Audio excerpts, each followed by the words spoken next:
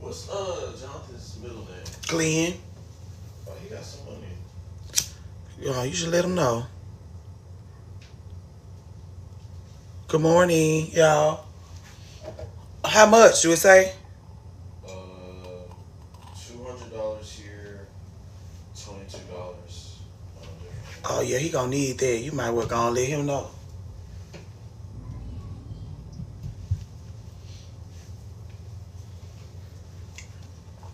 Oh, did I say good morning? I can't remember. Is this today? Good morning. Did I say good morning? You'll let me know.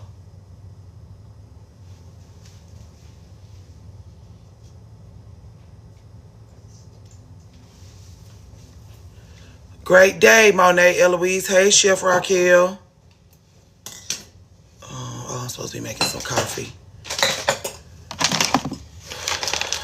Hey, Kaylee Bailey, 919.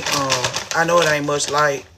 I'm one of those people that get real overstimulated by the light. The light was on when I came down here, and it totally annoyed me. So I turned it off. I can't stand all that.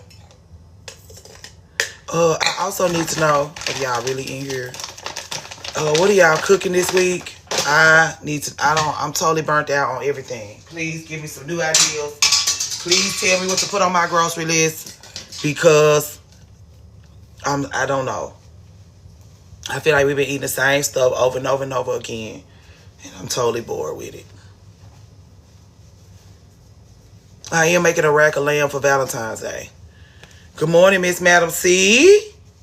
What's going on?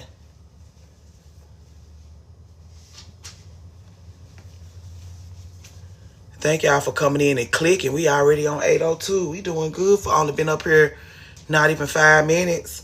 Thank y'all for coming in and clicking.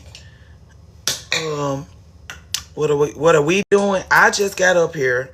I'm fixing my coffee and trying to figure out what to put on my grocery list. Won't nobody tell me what to put on my grocery list?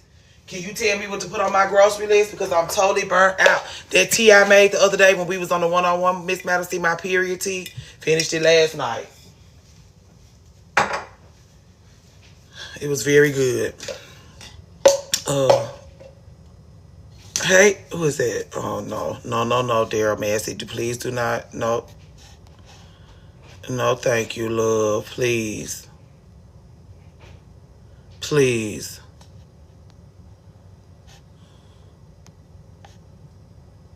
Oh, never mind. Maybe, I don't know. Let me see. You don't have no bio. I don't know. We don't really like guys being in here, Daryl Massey. We don't mean no harm, even if you sorry, love. What was we talking about? Y'all don't have nothing? No. Hey, her wellness diary. Tea gone. Gotta make some more. I gotta make a different blend for this week. Last week's tea was just for my period, which was great because it was in and out in 3 days. In and out in 3 days. I like it when they do that.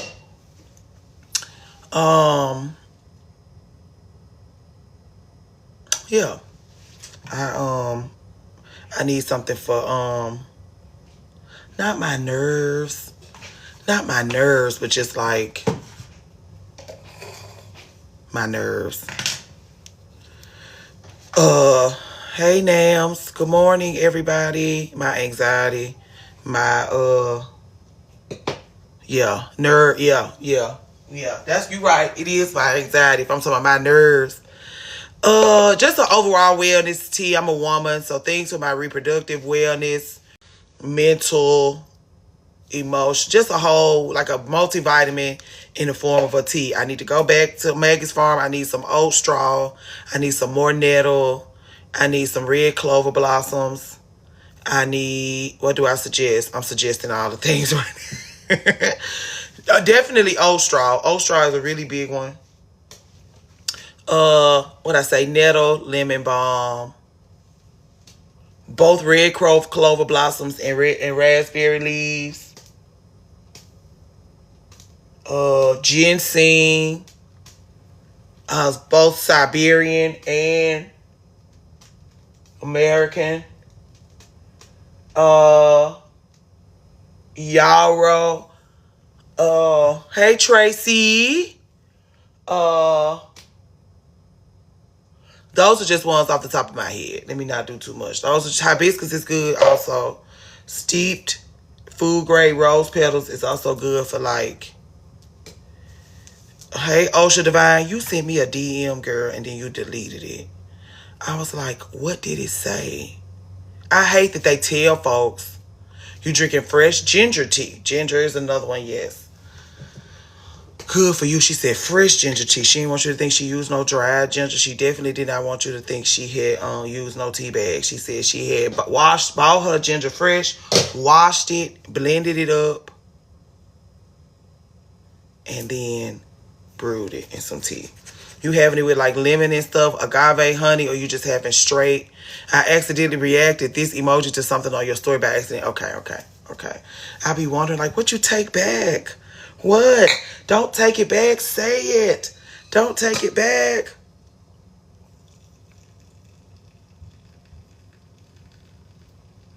There is a lot to discuss. I'm trying to give people a chance to.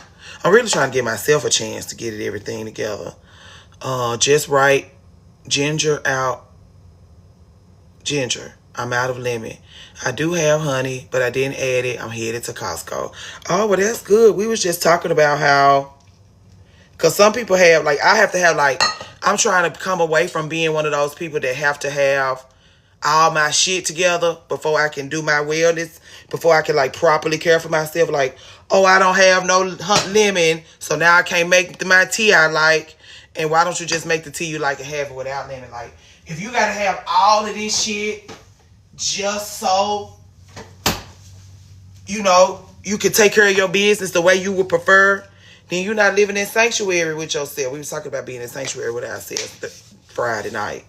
And so, like, one of the things that we was talking about was how, me too, one of the things that we was talking about was how,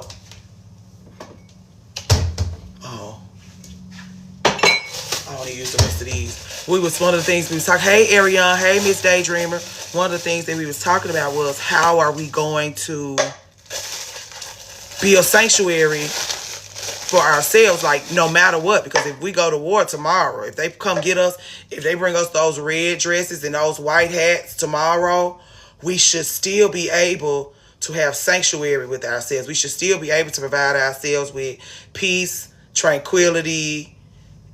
Like, we should still be able to see about ourselves in some kind of way.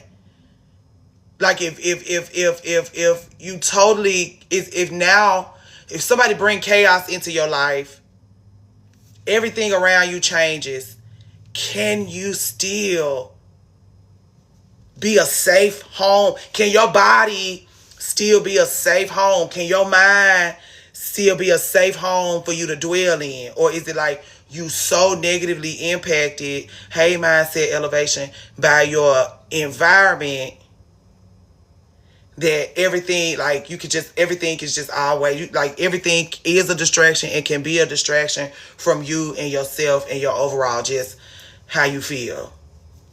These pajamas coming up to the end.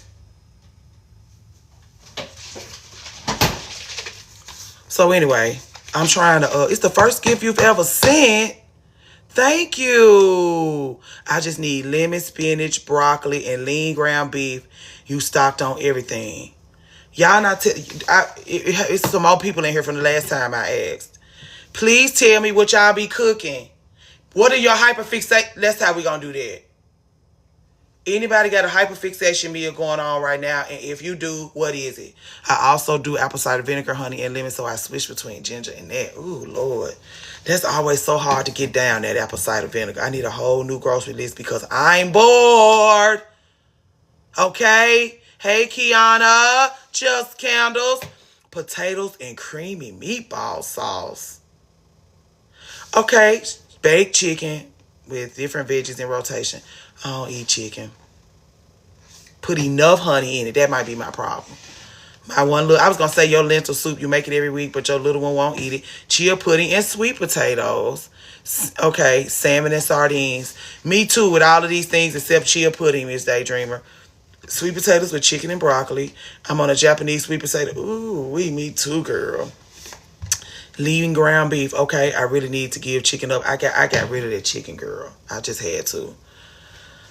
And it's hard to find food. Like, it's hard to eat. It's hard. It's hard and expensive. My grocery bill last week was $175. We was out of food by. We was ordering out. I still ordered out. I spent $175 on groceries, and I got the family meal from Tzatziki's with the 6 pieces of salmon, the big salad, the rice, and all the stuff, hummus, all of that. You be positive and had to give up chicken too. Yeah, it's it's beneficial to give that bird up, girl, cause they be over there fucking around with it. They just be fucking around with that bird too much, girl. They just are being a little too reckless with that chicken for me. Like, y'all don't even take care of the chicken the way y'all should in order for us to be able to eat it and it not totally terrorize us like that. And so just don't worry about it. And then all these chicken shacks jumping up. They just jumping up. And I'm already like, where is Chick-fil-A and them getting all this chicken from? And now all these chicken shacks jumping up. I'm obsessed with hummus, sardines, boiled eggs. This is mommy talk. This is my normal breakfast. Hummus, sardines, boiled eggs, vegetables, olive oil, spicy peppers. Already what I eat for breakfast. That's what I'm saying. I don't eat out. You a good one, girl. Hey, Leisha Pisha, you doing good. You must don't have no kids. You must don't have no other responsibility. I made vanilla simple syrup for my coffee, and I'm trying lavender next for mocktails. Cute. We don't need another chicken place. We don't need another chicken place. We don't need another chicken place. Lord help us. Jeez Louise.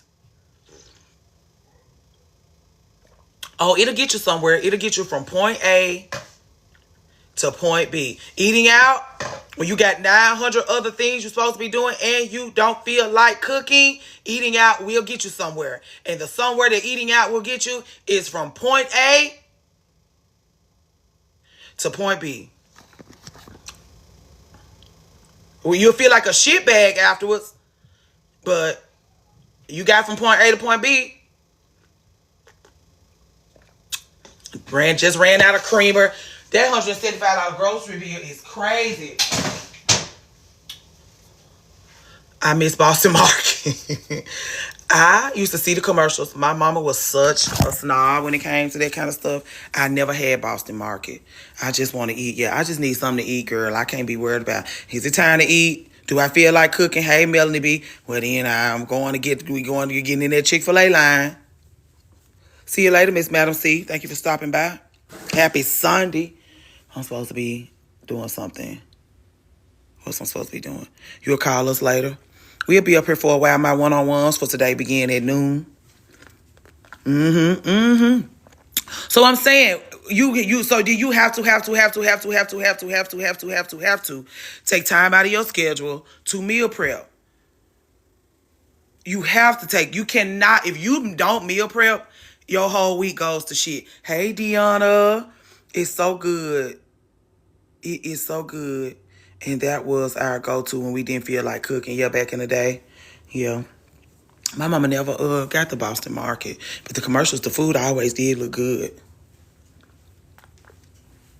Hey, Jenny G. Yeah, on the weeks that I meal prep, everything's great. But like last week was my period. Hey, Gail P. What do the sardines taste like, and are y'all eating the ones with the skin on? I eat the ones with the skin and bones because I want to be beautiful and have good skin. The people that don't eat their sardines, good for you, Lori. What you make? Give me some ideas, please. Help. Hey, Ronnie the Body.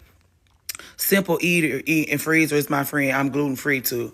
Oh, you just better than us. You're just better than us. You should have said that.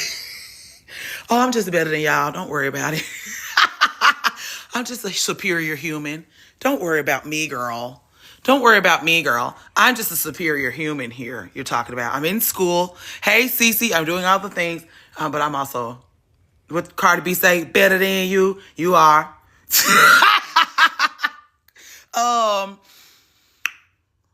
We was talking about sardines. But I do the bone in, skin on because it's better for you. Some people don't do the. I do the bone in, skin on, in oil, because I'm going balls to the wall. But some people can't do the skin or the bones. I don't. At that point, what are you having it for? Delicious, I guess. But you scared to try sardines? You should be. Now I will say this. You should be scared. If you scared to try sardines, it's because you know you should be scared. I'm not going to ever try to talk nobody into getting. I'm not going to try to talk you into it. I'm not going to try to talk you in. Don't judge me, but I'm at the star factor. Why would you be judged for that, girl? Why would I judge you for that? I'm not. LOL. I just got so sick and needed to lose 100 pounds. I had no choice. I'm still going to say better because there are so many people that are so sick and need to lose 100 pounds and can't get their head screwed on straight. The fact that you can just buckle down and because some people don't have a choice. Hey, Megan! Some people don't have a choice and they still, we love a nutritious queen. However, you need to get your whole meals. Yes, because that's so lazy of me. No, it's not. That's like saying I don't clean my house. I don't clean my own house. I'm so lazy. I don't do my own hair. I'm so lazy. Who is this? God loves you. Everyone, respect yourself and respect others and keep in mind nobody's perfect. Do you have the wrong number or are you talking to us? Like, did you mean to say that to us? How God get in it? We talking about sardines.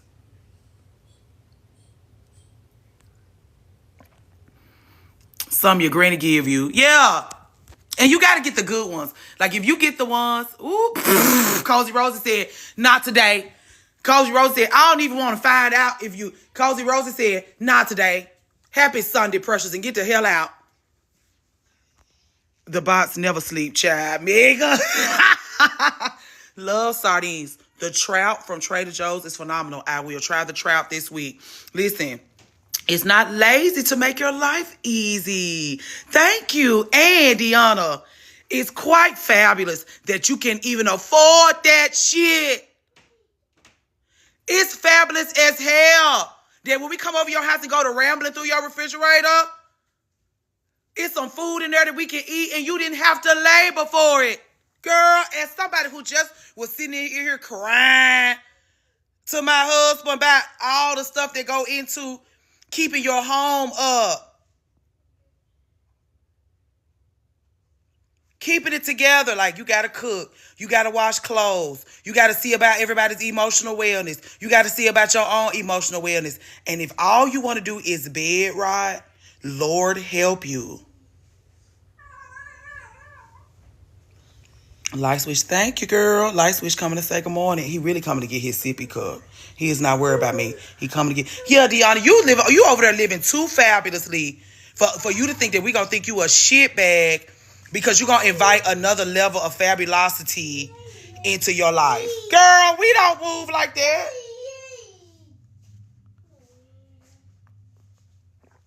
Thank y'all, girl. Thank y'all. And then look, my friend Doc was like, because you know I love blonde me. I love blonde me. Like, blonde me is like fresh face, bright and vibrant. Doc was like, I was on the Marco Polo with Doc yesterday. Doc was like, I fear dark-haired Carly, because I used to be blonde-haired Carly some half of the year, and light-haired blonde Carly in the beginning of like the spring, summer months. She was like, dark-haired Carly is your Jewish girl. She was like, even that, because I was like, because I'm evil. Because I'm evil. The reason why dark hair and red claws look good on me, girl, is because I'm evil. I will say, I've been keeping that smoke 7 dip on me, girl. Good for you. That is a really, and then it's a fabulous. Hey, Le Toxique. I love that dark hair too. Especially, I'm going through listen, when I get through grieving, when I get through being sad because I had to throw my precious little baby away, I'll go back to being blonde. I'll find me another. Right now, I'm just gonna look as mean and hateful as I have been. Since the people, I'm a horrible bitch. I'll look like one for a while.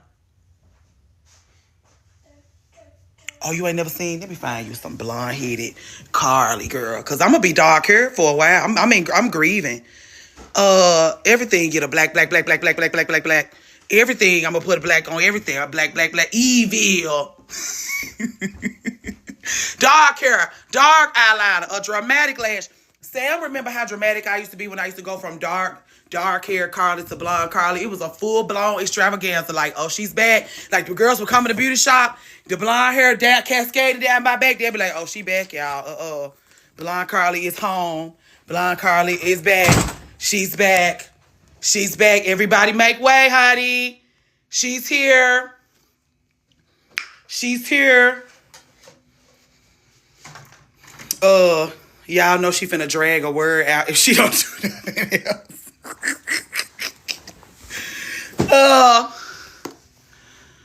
Can I elaborate? I'm grieving. I sits on this internet, girl, and talks cash shit. Okay?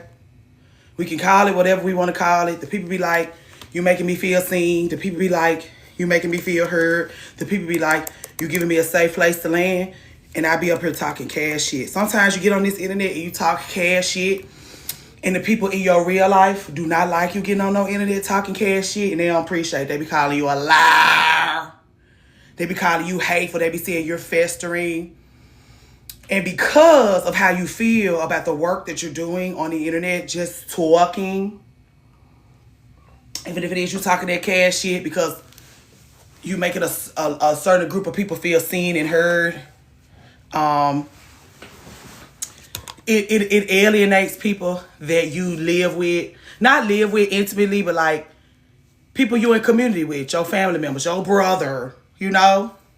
And so, like, if your brother don't like the things that you're discussing online, but the work that you're doing is enriching and beneficial, and your brother wants you to shut the fuck up, and you don't want to shut the fuck up, now you have to decide, like, what you're going to do about that. So I'm going to have to grieve something. I'm going to have to grieve this, or I'm going to have to grieve the brother that don't want me up here talking to y'all about things like this. I chose to grieve the brother,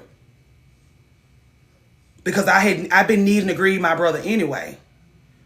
The work that I've been, the work that I beg us to do in these one-on-ones, the work that I beg us to do up here, the things that I need to, like, get away from people that you be passive aggressive with, get rid of people that make you feel like, because I do have to be dishonest. We talked about this. I do have to be dishonest with my brother, and I do have to be passive aggressive with my brother in order to survive. Where you get that sippy cup from? In the world that he live in. And so instead of reconciling, I just chose to grieve the relationship. He has to do his work. And again, I've been begging my brother to do his work for years. And the work that he needs to do, he just don't, it's cost him too much. And so, like, it's costing me a lot too. It's costing you so much that it's also costing me a lot. So I've been grieving it, and I love, that's my baby. That's my baby. I've always felt like that. It was Josh. I told y'all Josh that had to come along and be like, that ain't your baby. Stop calling him that. And so, like, anyway, I'm grieving. You right, Bree Rich. He got it. That's a grown man. That's a 31-year-old grown-ass man, girl. I can't do nothing with that. And when I had my reading with Tan on Sunday, she was like, you cannot save everybody. And when she said you can't save everybody, every time somebody tell me I can't save everybody, I always think about him. Because I am desperate to save him. I'm desperate to save him. I feel like I owe him that. But really, maybe I feel like I owe it to myself. I just want to feel better. I just wanted to feel better. And I feel like if I save him, I'll feel better. But I'm feeling like a shitbag. And it's like, just don't worry about it. Leave that person with that person. And again, I've abandoned the rest of everybody else. I've gotten rid of everybody else. I don't do, I'm trying to stop saying I'm not family oriented because I have a husband and child. These people are valuable to me. These relationships are valuable to me. And the work that I do. Ooh, thank you, Cozy Rosie, as an older sister. Trying to save my siblings nearly took me out of here. Real shit. You need the reading referral. The website is Cozy Rosie or Bree Rich. Can one of y'all type this in the chat? It is. I'm having a brain fart. Oh! What's the thing, girl? Hold on. IndigoLove.com. I knew y'all was gonna know. The girl, Indiglo Love. Indigo is EIN. Take the W off. It's INDIGLOLUV.com. You talking to 10 right now? Oh, you out here with me? Gas to go around her. Anyway, she was just like, and that was in my notes. Like, when she got to my nose, she was like, you got to stop trying to save everybody. And with the work you doing, put the wisdom out, connect, share. Put the wisdom out, connect, share. Do not be trying to save, folks. Oldest daughter, I had to parent my siblings and my mom. Now I moved. Ooh, wait. I love you for this. Because when I was in therapy, I learned that I was everybody's mama. I couldn't do extra. Light switch. I couldn't do extracurricular activities at school. I couldn't make the most of my childhood because I was raising my mama and my brother. So I had to get home so I could see about my brother while my mama worked, while my mama explored her career, while my mama lived her dreams. I'm raising her child for her. And I think I stuck around for as long as I did. Let's really get into it. Let's really be honest. I think the reason why I stuck around for as long as I did for my brother is because I wanted a goddamn return on my investment. The reason why I was so hateful in my language, the reason why I was so hateful in my experience with him and how he chose to pursue his adulthood is because I wanted a goddamn return. Because it's your mama that was supposed to make these kind of sacrifices. And if I'm going to give up half my childhood to accommodate and my adulthood to accommodate your well-being, I want my goddamn reparations. Holding out for that was irresponsible. Holding out for that brought down morale between me and my brother. You 28 and have lived alone for 2 years, first woman in your family to live alone. I likes this. That's why I stayed in a previous relationship. You want your reparations. What are you doing to love on yourself while you grieve? I know you really want to know, Shampoo. I'm not even going to ask. Building community among people who have had. I'm sitting here talking to Ari Kari, Hey Raven, and it is providing me with comfort. When I talk to Valerie, me and Valerie going through the same shit at the same time. It's providing me with comfort. Sitting up here looking cute, wearing my black hair, putting on my black eyeliner, my black clothes, looking like I'm grieving, like looking like I'm going to a funeral every day, fabulously dressed for a funeral, or looking like a full-blown, since you want to call me a liar, since you want to make me into a passive-aggressive bitch, I'll look like one. I'll look like when people look at me, if you point to me in Costco and you say, there she is, I look like somebody that's been terrorizing people. I look like I got up way early. I look like my judge is so pulled up that I always be like, you should be getting up earlier than your enemies. And if somebody believes you to be an enemy, you should be getting up earlier than them. Look like you got up earlier than them. Whether it's in your physique, whether it's in how you look every day, your outfit, your hair, your judge need to look like, bitch, I've been up significantly earlier than you.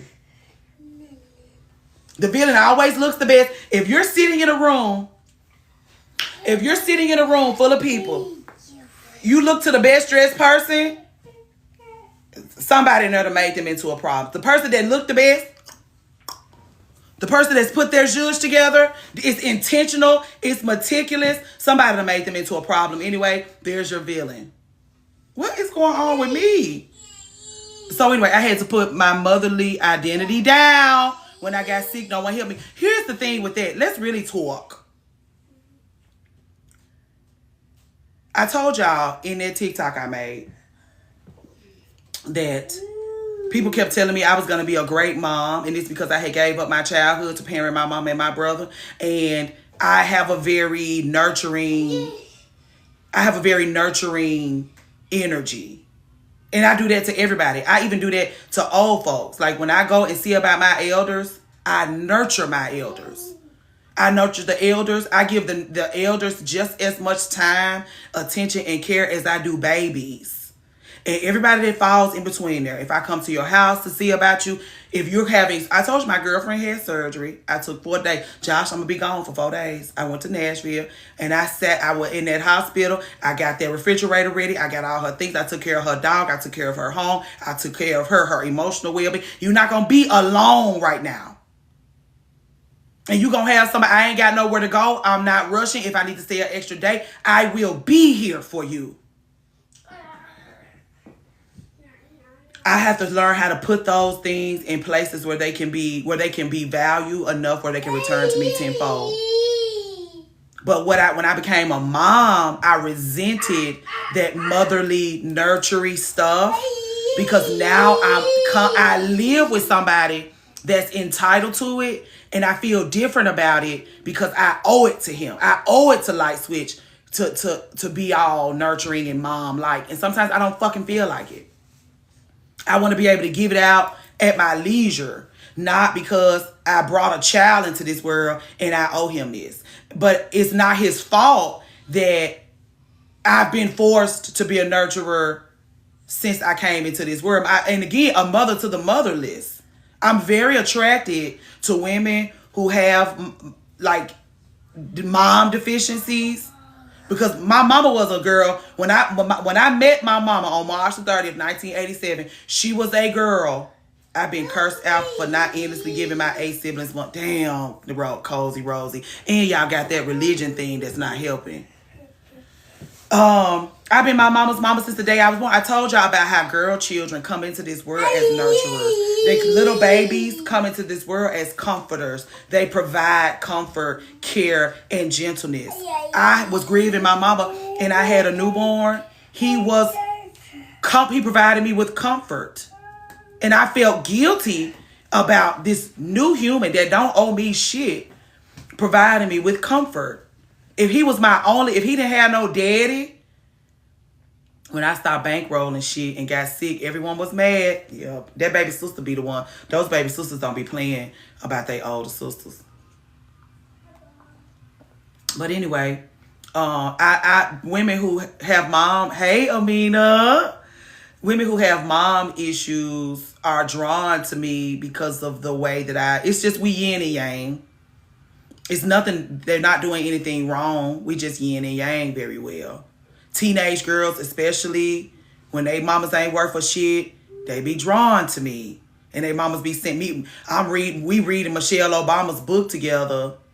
Your mama want to call the police on me because I'm connecting with your daughter in ways that you can't. I'm not trying to take your daughter from you. I don't want no girl child. I do not want a girl child. The closest thing I'm going to have to a girl child is Lady of the House Media. And what you will see as we continue to grow is how I'm going to nurture and care for Lady of the House Media in the same way I would care for a girl child. I do not want no daughter. I don't want your daughter. You can keep her.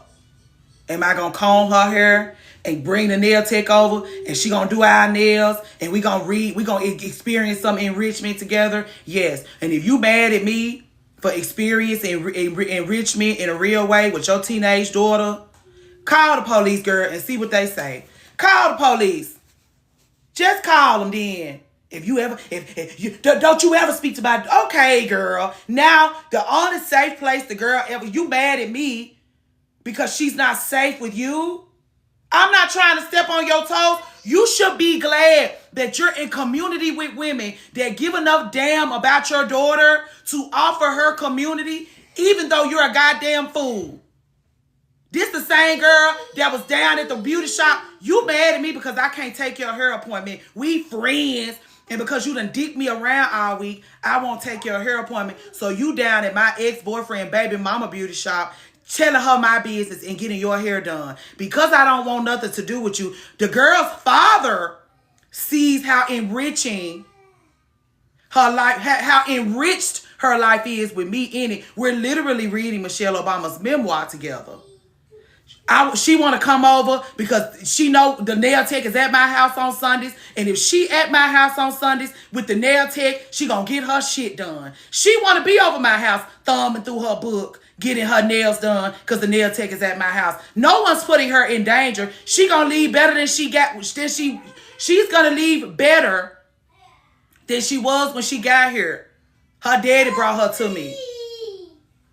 You mad at me, her, and her daddy because she's getting her enrichment from me, and you been down in my ex-boyfriend, baby mama beauty shop gossiping and talking shit. So you think I'm trying to turn your daughter against you because you down there turning the world against me. You think I'm doing to you. I love your daughter. I know your daughter need her mama. If I yin and yang with you, if I yin and yang with you, she can go home and get along better with you. But you call the police, girl. Whatever. Call the police. I never spoke to that little girl again. And I feel so bad. Because I just had to block the little girl and her daddy. And because I done stepped on her mother's toes. Just by reading a book with her and getting the girl's nails polished. It's a village. I can't, you mad at me. I can't never still see about it. That's why I was like, people use their children as, that's another thing with my folks. People use their children to keep their proximity to you. Don't they? If they can't use their children to keep their proximity to you, they falls out with you.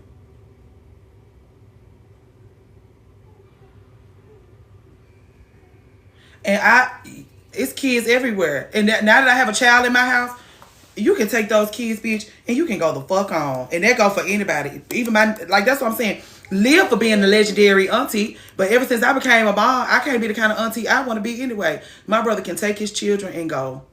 I'm going to miss them. I got years and years and years worth of memories in my phone of those children. I've made vlogs. I got virtual scrapbooks for them. I got my memories. I got enough memories to last me a lifetime. I will be fine. I'm going to miss them. I'm willing to miss them. They're worthy of being missed. And notice, when I'm snarking out about my brother, I never bring up his children because I actually adore those people. The decisions they make, the things that they do, I adore those people and I want what's best for them. And so I'm going to get out of their daddy's way. I'm going to get away from their mama because I don't see it for her. I'm going to get away from their daddy because I love him. And I love them. And that's how we going to do that. They worthy of being missed. They are. They are. They are. And again, I can put my virtual scrapbooks up on that TV and weep for those children and will be glad to do so. And will be glad to do so. And I hope to just make enough of myself that if they ever need to come and see me for any reason, even if it's just, I want my own shit. I want my own shit. I heard about you. I seen you somewhere. I'm 30 years old. I want my own shit with you. You're welcome to it. I'm not going to let your mama or your daddy turn me out for you. Merry Christmas, love. Just in case I don't see you. And I really hope I don't. Hey, Dominique. So that's how we'll do that. And again, I don't have no business expecting my brother to give me no reparations. Not even through those children. I can't even experience joy with the children the way that they and I deserve because I'm just so stressed and overstimulated being over there. Get me out of here. Get me out of here. We'll all be better off if you get me out of here. Instead of trying to bang me up so that I can fit in that box you need me to get in. Because all of it is just banging it up, banging me up. My brother sent me voice memo. And it's just banging me up, banging me up, banging me up so I can fit in that box. Just leave me alone. Hey, exclusiveness birthday twin. And it's just because he feel banged up. I understand. I'm getting out of your way. Anyway, I ain't have no business expecting to be paid back. I will be paid back for giving up my childhood to accommodate my mom and my brother. But it will not be from them. And I already know it works like that. Like, I already know, like, where you sow your seeds is not always where you're going to reap your harvest. Dominique was talking about this tree she got. Well, it's dead now, girl. Ooh, Lord, let's really talk. Dominique got this tree. Dominique spends like the time in her garden planting, nurturing, cultivating, planting, nurturing, cultivating. And a papaya tree showed up in the middle of one of her beds.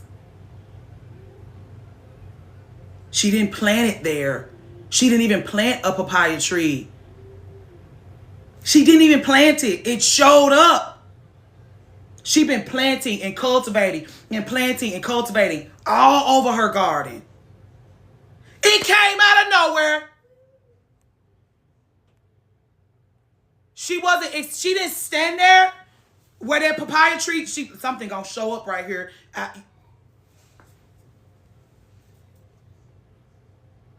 I have no business expecting anything from my brother.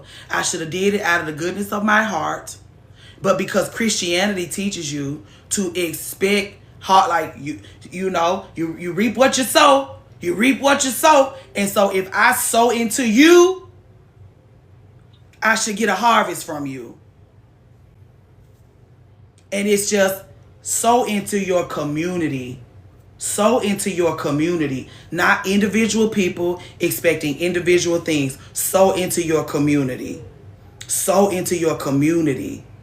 Look at it like that. That way, when that papaya tree just jump up out of nowhere, you're like, yeah, welcome. Welcome. I was expecting you. I didn't know where you was coming from, but I was expecting you.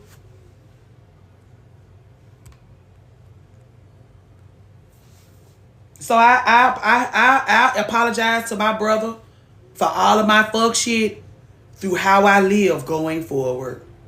I will never be in relationship with anyone else that would think that me sitting up here speaking the truth about them is me lying and being passive aggressive and festering and being hateful and stewing and being mean and being harsh. I will never have another as an homage to my brother and all that we have been through. I will raise my standards for myself.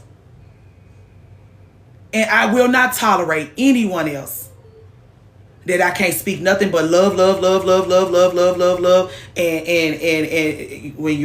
when some people, it depends. If they don't want to hear it, it is being rude. If they feel like this is not the experience, like, and then here's the thing. I told you about this. I get in trouble for repeating stuff and because people, I done heard 3 different versions of the story. You're lying. I've heard 3 different versions of the story. Who's lying? If there are 3 different versions of the story going around, is it actually me that's lying? If you sneak behind somebody's back and you tell me your version of the story, Space Cakes, you're going to have to watch those lives, girl. All I can do is, the lives are on YouTube. It's too much to catch you up on. It's been a tumultuous week.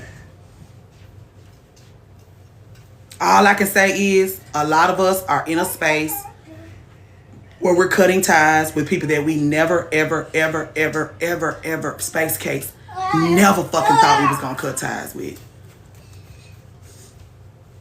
Never thought we would cut ties with them. We always thought that we was going to be there for each other. And having to wake up and realize that we're not going to, it's some people that we're not going to always, like, me asking for my brother and then him coming into this world and then me jumping up and being like, you gotta do this on your own. Merry Christmas to your brother. Never thought that. Never thought that. Never thought that I would. The only family member he got left in a real way, jumping up and leaving. Never thought that. Willing to feel like a shitbag, though. I'm just going on, look. You don't deserve nobody. If you feel like this how I treat you, then let me get the fuck away from you, because you ain't gonna never get the fuck. And I know you don't know how to get away from people that mistreat you. Because that's why I'm sitting up here talking. I know you don't know how to get away from people who mistreat you. I've been begging you for years to get away from people who mistreat you. So let me get away from you.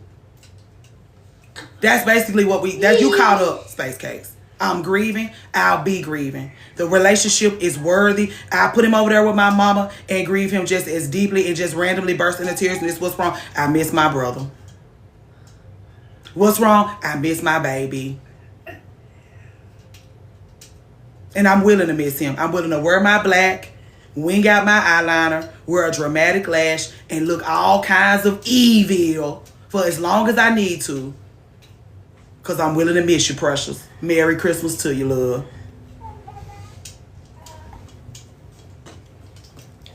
And people will play with you. Me and Valerie was talking about that. People will play with you. People will play with you because they don't believe you to be willing to miss them. I will miss you. I will weep for you. She on your brother's side. Both of them. Somebody was in here the other day talking about both of them gotta go. He doesn't agree with your platform. No, girl, he don't want to be here. He said, I'll be up here lying and festering. He said when he watched my videos, it makes him sad. And that's crazy to me because you're not reading those comments. If my videos make you sad, you're not reading those comments. You're not understand. You're not even trying to understand the work that's going on. And so fine. You just take it again. And I said, if you can't see the value of the work that I'm doing, if all you're getting is that I'm getting up here to be violent towards you, if all you getting is, yeah, and it's because the advice that I've been giving him and that girl, no, the advice that I've been giving you and that girl for all of these years, agree. But it's his wife that brought him over here, if you really want to get into it. It's his wife that's lurking around where a place she doesn't belong. Because again, these are the things that I have been discussing with them. When she brought my first nephew home from the hospital, ma'am, focus on yourself. Do not get mixed up with motherhood. Stop trying to tether yourself to a man. Figure your shit out. Figure your shit out. Figure your shit out, please. You don't want to figure your shit out. You want to tether yourself to a man. Let him give you a life. Tether yourself to some children. Let them give you a life. I'm irritated too, Lee. That's what I'm saying. Both of y'all gotta go. And that's what I really came up here to talk to y'all about. It's y'all's proximity to losers that's gonna always keep y'all from having true community, companionship,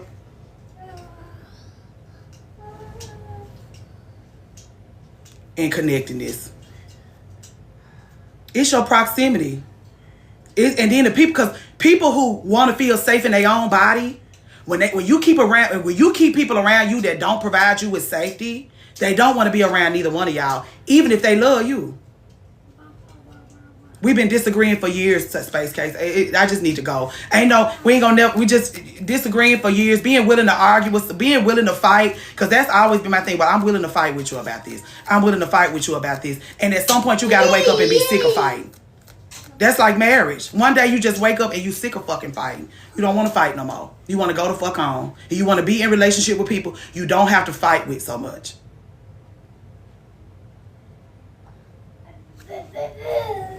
And so again, you can't nobody talk you out of that. Can't nobody convince you deserve better. Fine. You don't deserve better. But if you don't deserve better, definitely let me get the fuck away from you. Because I've been telling you deserve better for a very long time. And if me telling you deserve better don't make you think you believe it, then you don't deserve better. Let me get the fuck away from you.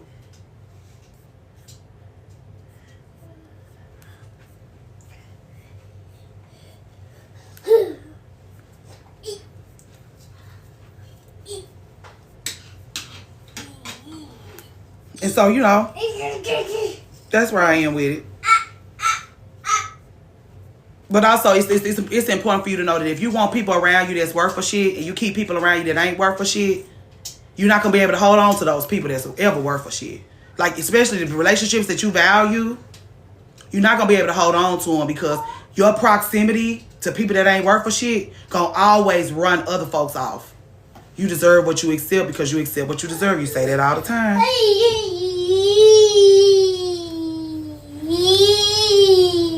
So, you want to lie to yourself? You need me to lie to you? I gotta go.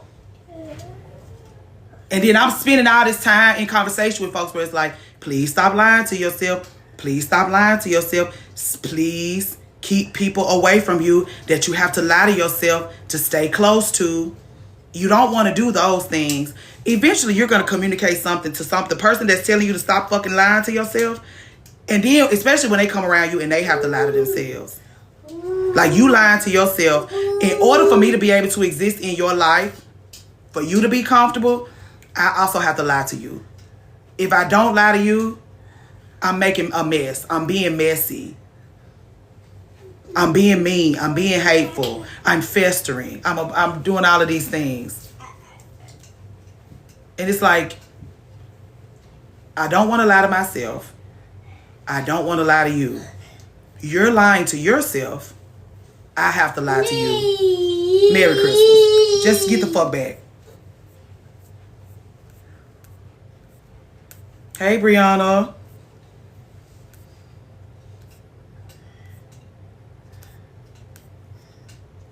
When you were raised as being normal and you were conditioned to gaslight and invalidate yourself.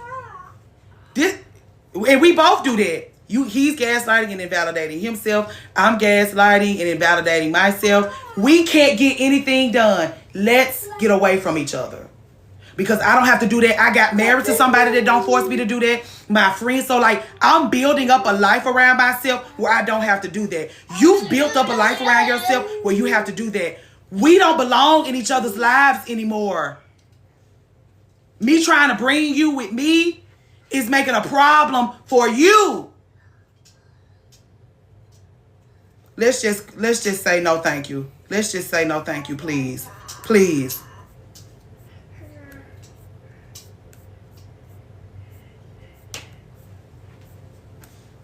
And slowing me down and making me, again, my folks was like, these people do not know the real you. And it took me aback because I was like, this is too many people I'm talking to on a regular basis for me to be a fraud with them. And so let's study the fraud you speak of. So I went back and I did my homework on the fraud. Thank you, Amina. Let's study the fraud. Let's study what you have to say about me. Hey, Empress Angel 13. Let's study what everyone else has to say. And let's see where y'all disagree. So then I went back and watched the live. I said, this is hateful.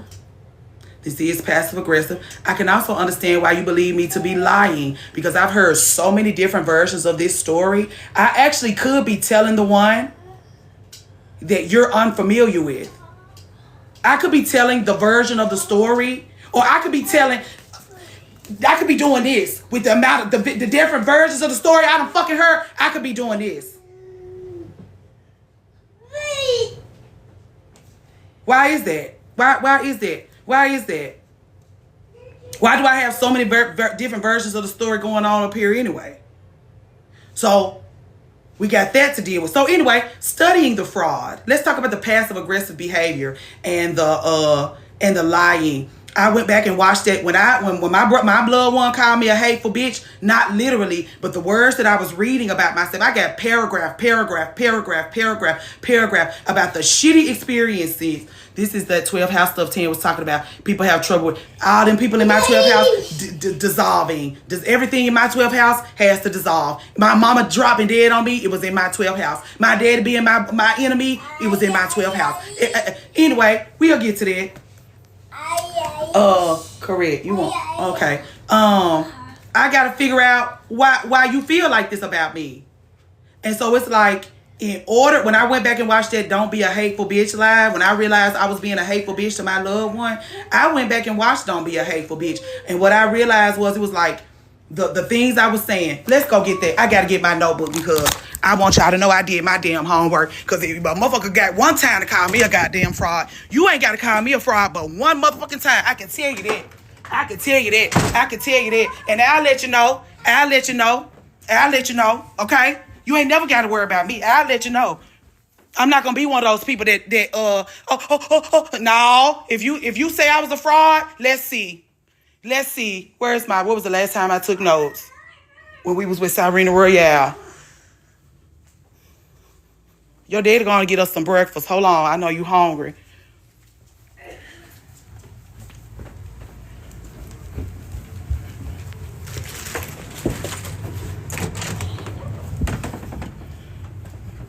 I'm sorry, y'all. Me and that notebook be all over the house.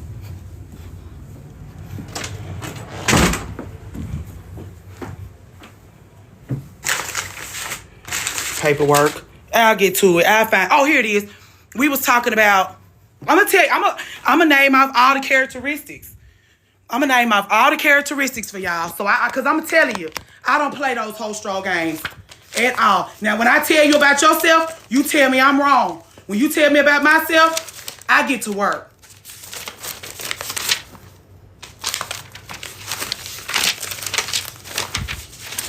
Just hold on.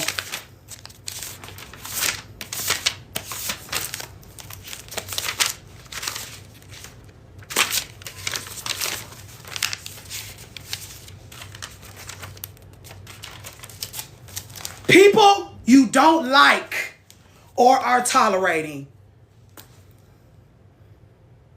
You got me around a bitch I never saw it for. And I have to keep lying to myself about how I feel about it to accommodate you. I never seen it for that girl. You gonna act like you didn't invite me to lunch and tell me you was breaking up with her just to come back and tell me she's pregnant? I'm tolerating her. People who don't like you or are tolerating you because the girl can't get what she wants from me. She don't like me because I won't lie to myself, you and her, to accommodate her existence in your life. I'm tolerating her. I don't like it. People who make you feel dumb or crazy. I have been trying to impart wisdom and love upon y'all so that you can properly care for yourself. I'm trying to give you the wisdom and experience so that you can learn from my mistakes, so that you can properly see about yourself and your relationships. You got the wrong number, Brenda. If you're asking me this, you got the wrong number. People who make you feel like you have to lie to kick it.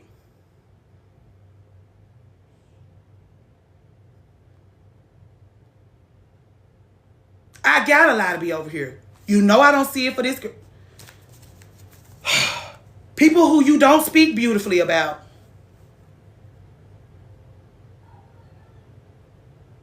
People who you don't speak beautifully about. People who you get up on TikTok and talk about and you can't say wonderful things about them. People you don't trust. The reason why I'm always in your business, the reason why I'm always trying to share with you is because I don't believe you to be safe with yourself. I don't believe for my baby brother to be safe with you. And I'm talking to my baby brother. I don't believe my baby brother to be safe with you, baby brother. And I don't believe the people my baby brother keeps around him to be safe either. So my nerves are shot every time I go in this environment. My nerves are shot every time I go in this environment. My ears, I'm paying attention to everything. I told y'all this story about how my baby, we had a birthday party with her family. My baby got on a gold necklace. Her white auntie is offended because my black ass baby is the only one wearing jewelry, real jewelry. He wasn't even, my baby was born in September. The birthday party was in February. He got his first little piece of jewelry for Valentine's Day. The white lady is pissed off because the white kids don't have no jewelry. So then I say something about it, and you don't know what you, making me feel dumb and crazy because I said something about it. Making me feel dumb and crazy because I said something about how her white auntie speaking on her, why my baby got a problem with why my baby got on gold jewelry. My big black baby got on gold jewelry, and you mad. Yeah, yes. People your inner child doesn't feel safe with. I gave up my childhood to accommodate you. That's not your problem. That's my problem. That's not your problem. That's my problem. That racism always jump out. And as somebody who love her white family, who love white folks, she ain't gonna never see it when I be like, girl, them people, your people, and I always be like, your people be embarrassing you. That's all I ever say to her. Your people embarrassing you, girl. And then I tell her about, well, what do you mean? So then I tell her about all the ways her people be embarrassing her. She defends them. I gotta go. So again, this is why he had all those icky things to say about me. Let me get out of here. I went back and listened to that Don't Be a Hateful Bitch live. I was talking to myself. That's what I'm saying. You want to make me a fraud? Okay. I'll tell the people I'm a fraud, okay? Just so you can know, what we're building here is a real safe space. What we're building here, we're doing some real shit over here, okay? So if I fall short, I can fall short in front of 81 people, and it'll be all right. You thought that calling me a fraud was going to dismantle this whole thing? I'll let the people know I've been a fraud. I'll let the people know that these are the type of people that you keep around you that'll have you living all fraudulently. Get rid of these folks so that you don't have to be a fraud. Because that's why I be like, you're not a fraud. You just have people that you go around that you have to be a fraud with. They actually demand that you be a fraud. They actually call for you to be a fraud. You can take accountability though, but not everyone can. This is just me manipulating. That's what I'm saying. Like, me taking accountability is she's just being manipulative. Then I'm manipulating myself into becoming a better, halfway decent human being so that I can be worthy of the connections that we're making here. Let's do it like that. I'm manipulating myself into becoming somebody worthy of being in conversation with people like you all. Worthy of sharing.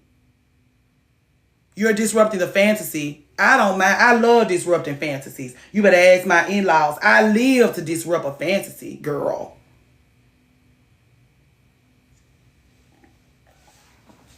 So anyway, there's my issue. You want to be caught up, Space Cakes? You're caught up. I was on Facebook. I was on the internet being a fraud Monday. Sunday, I got my shit together, didn't it? That's why people don't. This is why people do not share. The reason why, thank you, see, that is so cute. People don't want you telling them, like, this is why people don't want to have honest conversations. Because if you get too honest with me, I'm going to get the fuck away from you. And not because I don't want your honesty. Have a great day, Kaylee. Hey, KJ. It's not, it's because I be like, you need to get, if people make you feel like this, if people make, and as somebody who was always wanted to have a friendship with my brother, him reading those words about me reading those words from him about me, if he was talking to me about anybody else, I actually felt like I was in a one-on-one listening to his rage and frustration.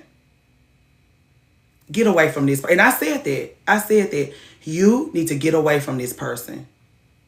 Where can we find those journal prompts? I'm actually, and then President Barbie came in just as you were saying that. We are working on something. I'm putting my first little thing out on YouTube this week with this concept of the people you need to get away from. I'm doing the first video on that on YouTube this week. What's your name? I'll follow you, so I'll make sure that I tell you. Can you start a DM? Can you start a conversation with me in the DMs so I can send it to you when I get it finished? Because I don't want to forget. Ben, being the person someone needs to get away from is hard. It's easier for me. Here's the thing. It's easier for me when I know it's you that need to get away from me. When I need to get away from you, I'll make myself small just because I know you're not going to understand. Like, even my friendship breakup, I know she going to cry to her husband. I know she going to cry to her people. And I know she going to totally misunderstand. I know she going to totally be in the dark about a lot of things. And I don't want her to have that experience. But I got to get the fuck away from her. And me trying to explain how, like, I can't commune with women like this. I can't do this. And I've been telling her this for all these years. Like, I can't do this. You really gonna have to pull it up because I can't do these things like this. And her never even being able to, she just can't keep up. You gotta go, ma'am. You just gotta go because you can't keep up. And I don't want to be snarking out about, and it's just that you can't keep up. You just gotta go. It's enough women out here for you to have friendship with that you don't have to be. I'm constantly getting my shit together. If you're not constantly getting, I don't mean just sitting up in therapy complaining. I mean, when somebody tell you you ain't worth for shit. When your people, when the people who love you say you passive aggressive and mean and hateful, you put that microscope on that girl. You put that well, I can't speak English, magnifying glass on that girl and see where that shit is coming from. And you do something about it. If you ain't doing that, to me, you ain't doing shit. And everybody can't do it like that. Some people just not strong enough to look at themselves fully and say, that actually was fucked up. But it comes from, this is why I always say, she also got married in her 20s. Hey, Lauren, I've been missing you. I've been missing you. This reason why I tell women not to get married in their 20s is because you offload so much work you got to get done. You going through it. You all right? You need anything? They offload. Once I started tolerating my friend, I realized I was tired. You can't tolerate the people you want to love. It's not, because again, you just snark out. You have so little patience for people that you're just tolerating. Don't just fucking tolerate folks. Love and adore them or leave them. Using my big girl voice is upsetting folks. Lauren, this is what's crazy. Us too. It's been a crazy week because of this right here. And I would be proud. Not being willing, not hey, loved and adored. That's a offended fact. Being willing to piss people off so you can get your work done. Being willing to piss people off so that you can get your work done. Being willing to piss people off so that you can get your work done, Lauren. Lord help you. Somebody help you.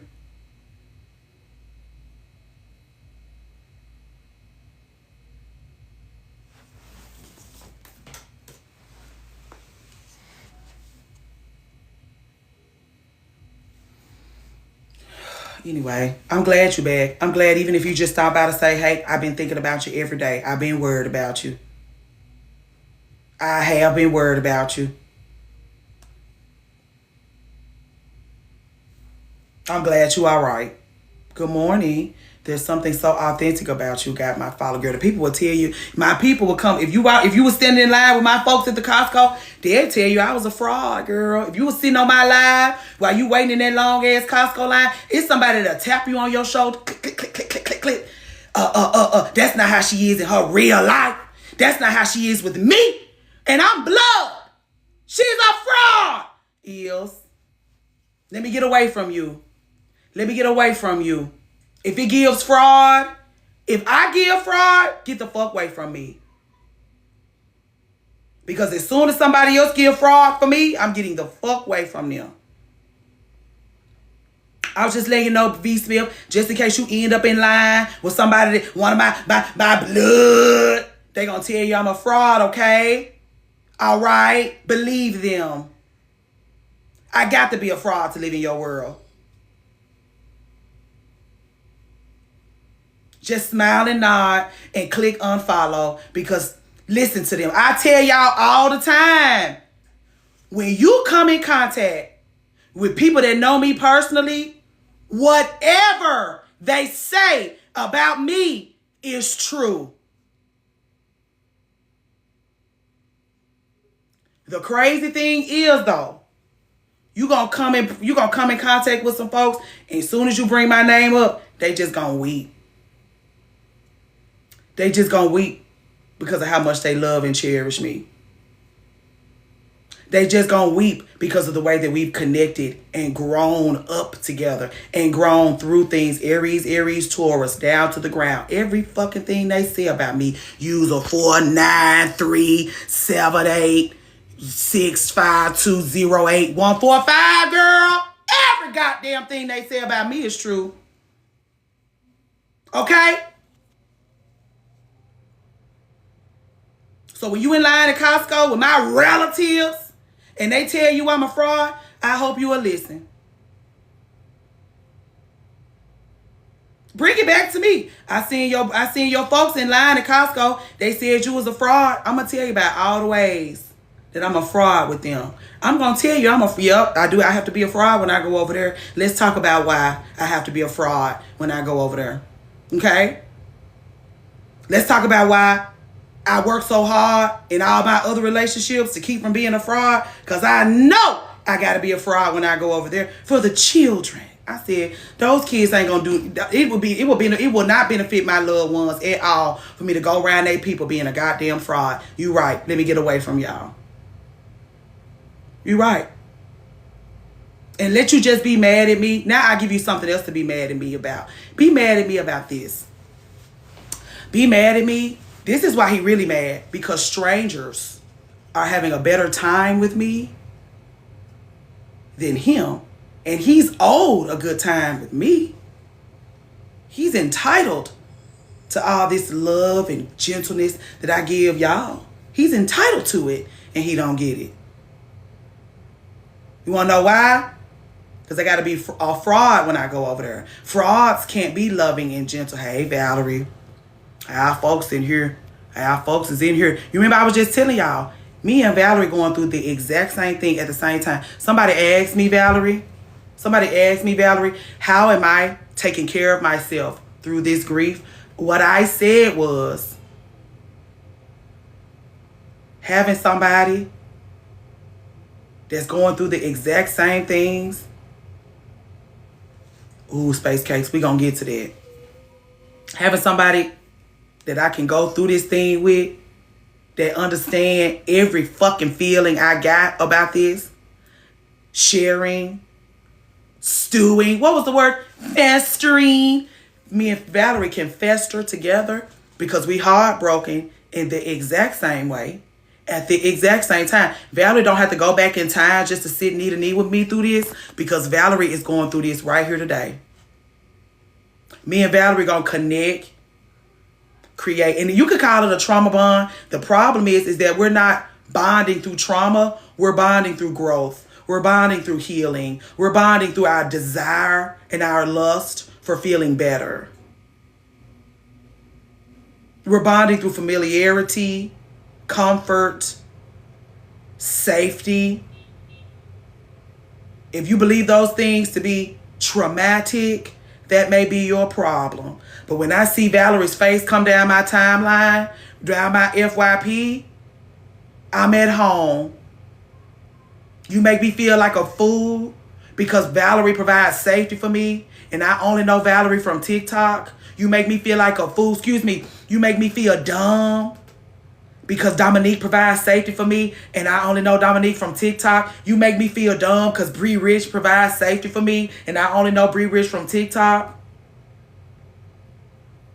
You make me feel dumb because Jillian provides safety for me, and I don't know. I know Jillian from my real life, but me and Jillian reconnected through TikTok. You make me feel like a shitbag because strangers are seeing about me. You make me feel like a shitbag. It really should be shameful on their end. Girl, don't even know. Don't feel no shame. Or you feel so much shame, you want to dump some of it on me. The thing is, Lee, your wife brought you over here. It's your wife that brought you over here to form these shit opinions. It's your wife that's bringing you over here and helping you form these shit opinions. Because sometimes me and Josh will be having a conversation about something and I'll be totally trash. And he'll be like, here's a better way to look at it. Sometimes I'll bring, hey, Tans in here. Very. Swear. Anyway. It's her problem. Any woman whose life I come into and I demand that they hold space for themselves and their own experience. Like, I'm not holding space for you as a wife and mother. I'm holding space for you as a woman in this world. And because you don't want to be held space for as a woman in this world, you only want me to see you as a wife and mother because you don't want to get to know yourself as a woman in this world. Me calling that woman to the carpet and totally denying that wife and mother is the issue you have with me. We do. That's what I'm saying. Watching your content, I read those words. Every time I see one of your videos, it makes me sad. And the crazy thing is, it's like people are feeling empowered. People are feeling seen. And you feel sad. You just need to go because my work, Space Case, that's what brings me to my next point. My ability to have meaningful conversations. My intuition. Same thing with her sister. This is what I'm saying. Me and Valerie are not allowed to have these conversations because it offends our siblings. Me and Valerie are not allowed to have these conversations because the conversations offend our siblings. Me and Valerie are sitting knee to knee right now here today about something that is heartbreaking and uncomfortable for us. And our siblings do not give us permission. That's beautiful. Thank you, Kim. Our siblings don't give us permission to do this work. Our siblings don't give us permission to connect in this way. Our siblings feel banged up by our experiences with them. And likewise, I'm getting away from you. I'm getting away from you. And again, it's women in the same age range and in the same situation as the wife, and all she does is come over here and get offended. And again, you come over here and hate watch my content because I already told you don't come over here. I already told you don't come over here because you're not going to understand. And the reason why I know you're not going to understand is because I've been trying to have these conversations with y'all for years, and y'all make me feel, what is it? Dumb and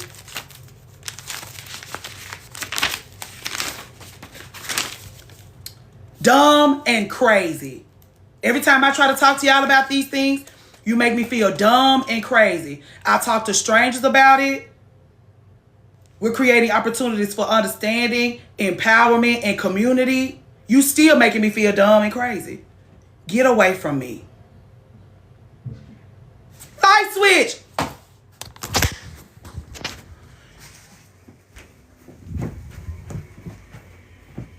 Girl.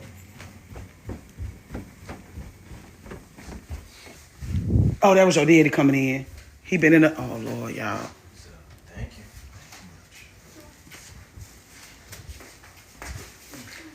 He's all right. Everything's good.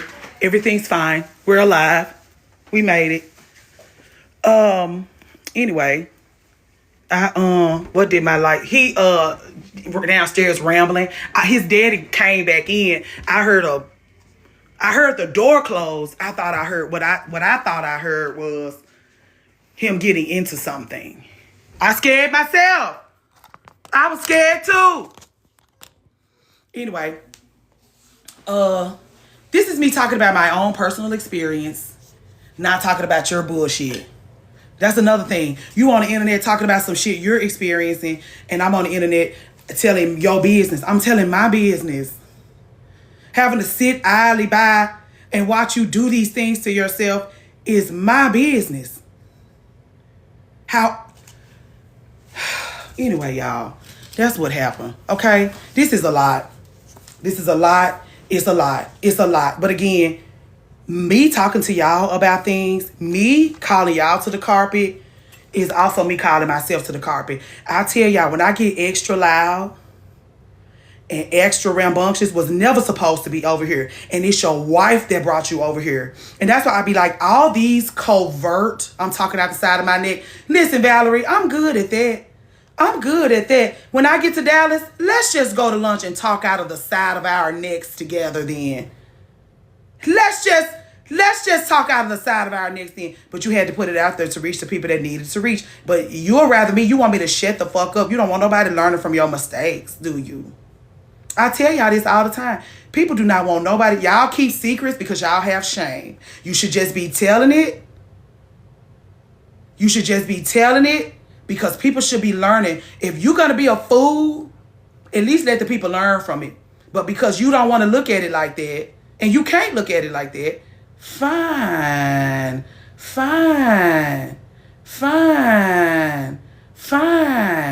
Does recognize them as mistakes.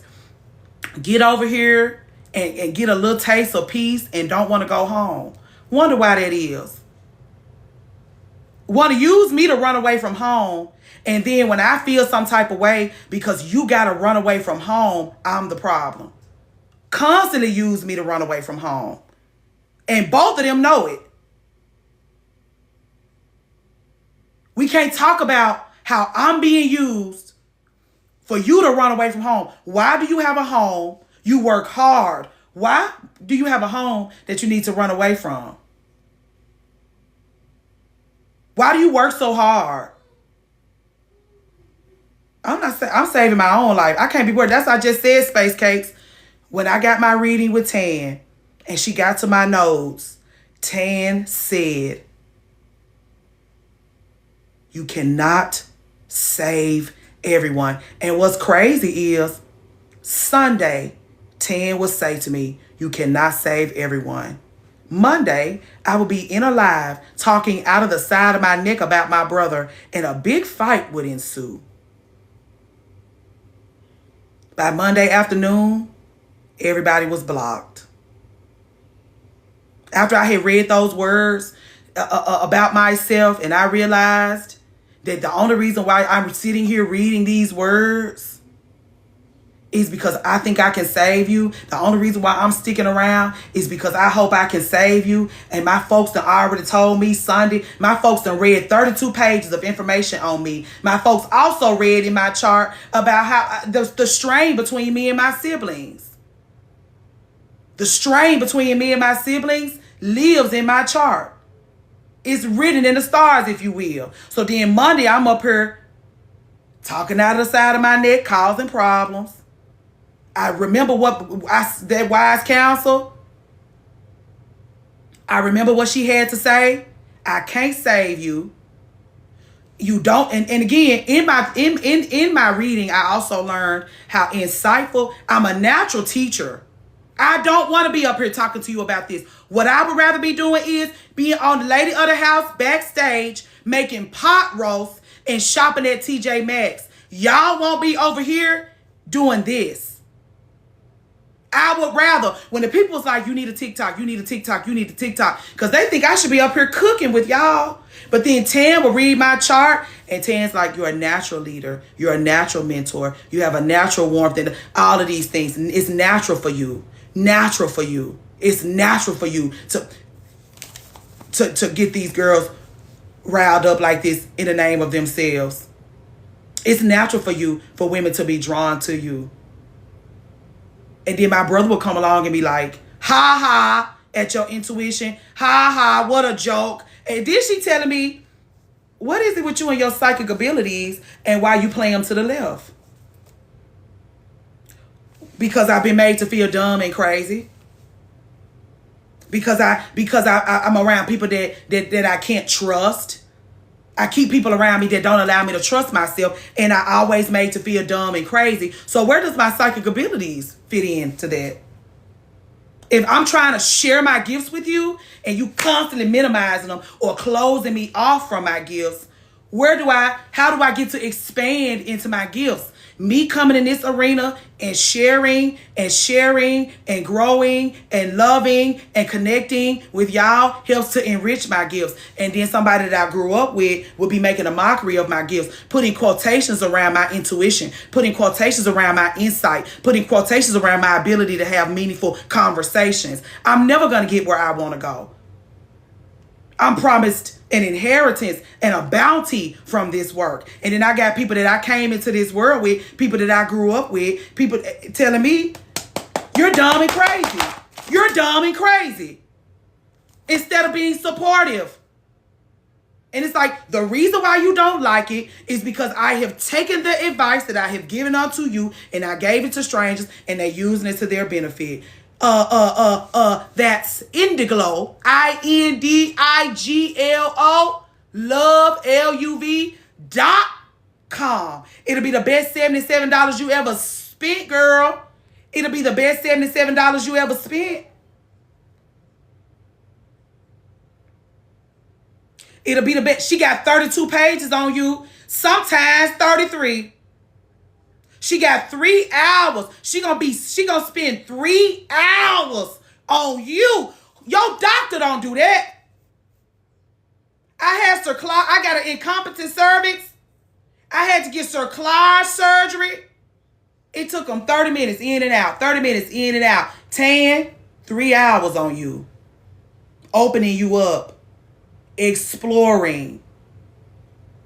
Giving you an education. You want to get into a continued education on this girl? You want to really know what the fuck she got going on? You really want to know what time it is with her? You really want to feel less crazy?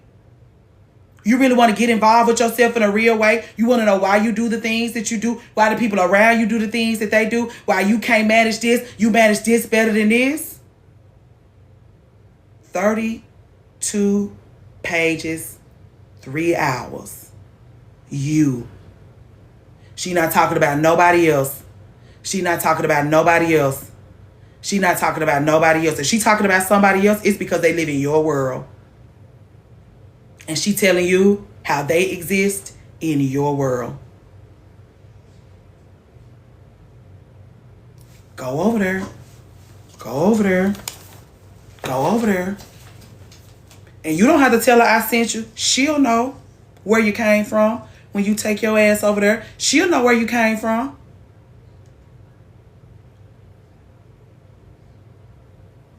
She can always tell when it's one of us coming over there. Have you ladies done any ancestry work to learn more about your foremother? I ain't got that far. Bree Rich. I'm still processing the 32 pages in the 3 hours from last Sunday.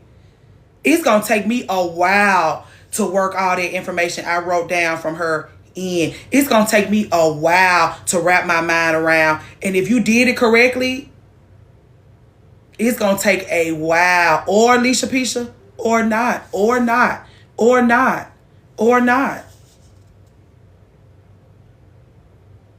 It's just their environments that was toxic. It may not have even been them.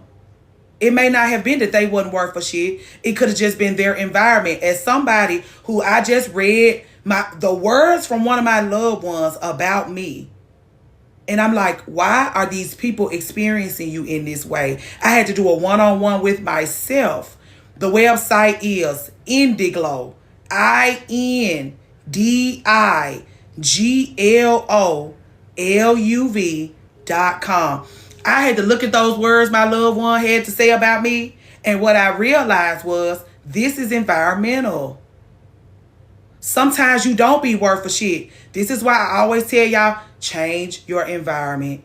If you feel horrible, change your environment. Get away from people that you have to tolerate, that you don't like, that tolerate you, that don't like you, that make you feel dumb and crazy, that make you feel like you have to lie, that you don't speak beautifully about, that you don't trust. Get away from, change your environment. She said she did her ancestral work and moved.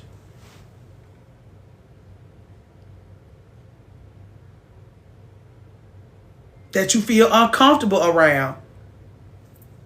My mama used to jump up and leave. I told you my mom was a leaver. My mama left Mississippi and went to Texas, from Texas to Hawaii, from Hawaii to Chicago, from Chicago to Mississippi, from Mississippi to Memphis, from the big city of Memphis to Cordova, a smaller city, from Cordova to South Memphis. My mama will jump up and change her environment like nothing ever mattered in the first place. It's like a mundane, low frequency energy that you're saturated in. Be careful. Bree Rich was just talking about this. She said, this is what Bree Rich said. Leisha Pisha. Bree Rich said, I hope you following her, because Bree Rich said, every fucking thing you say about yourself is true. She said everything. I didn't plan to move. It was forced almost. Found out I ended up moving where my daddy side from. Wow.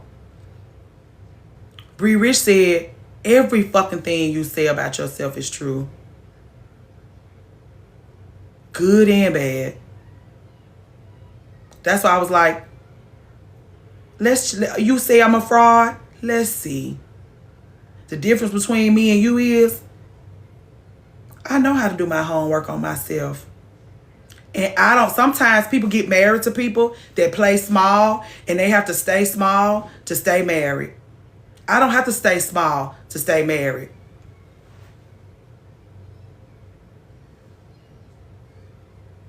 My growth will be beneficial for my marriage.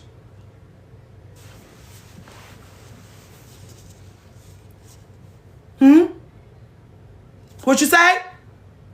Oh, okay. You know you can't grow, don't you? You know you can't become a more fully realized version of yourself. Don't you know that? Are you going to offend your partner?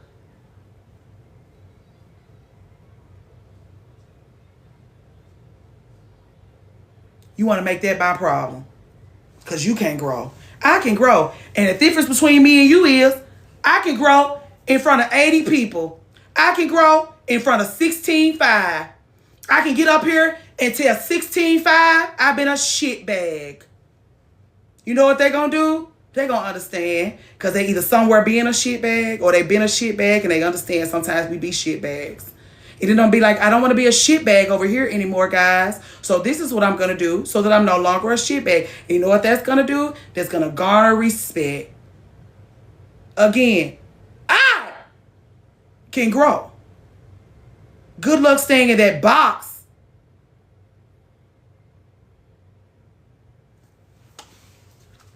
You want to make me into a shitbag? Fine. That's the difference.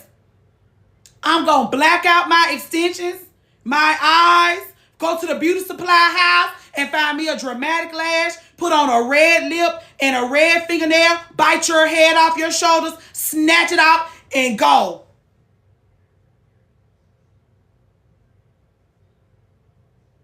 That's one area I'm working to grow. I can't play small in marriage anymore. And again, we know those husbands and those wives need you to be small. We know y'all married, those guys marry those girls with low self-esteem. That's why I'm like, I'm telling my sister-in-law, get your pussy up, bitch. Because my brother not going to be able to become the full, everything he's entitled to. Hooking his wagon on to yours. Especially because your self-esteem is in hell. Especially because you can't be, well, I can be told, okay, girl, shut the fuck up. I don't want to talk to you no more. Because no, you can't. You can't be told shit. I have been a fraud and don't want to continue being one for the sake. Please, Lauren. Please, Lauren. Please, Lauren. That's why I'm like, let me just get away from you. Let me just get away from you. Because that's why my brother-in-law doesn't like me. He's scared I'm going to influence my sister. Valerie and I, just call it a trauma bond, girl.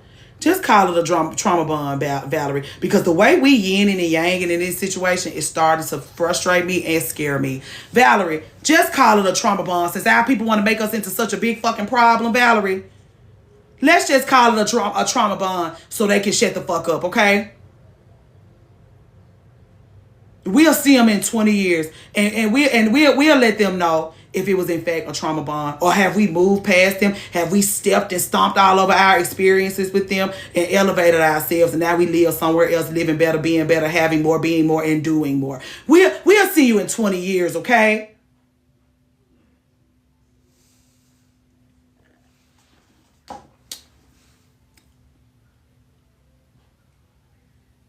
People be pretending to grow just to say, oh yeah, I can be talked to. Okay. Yeah.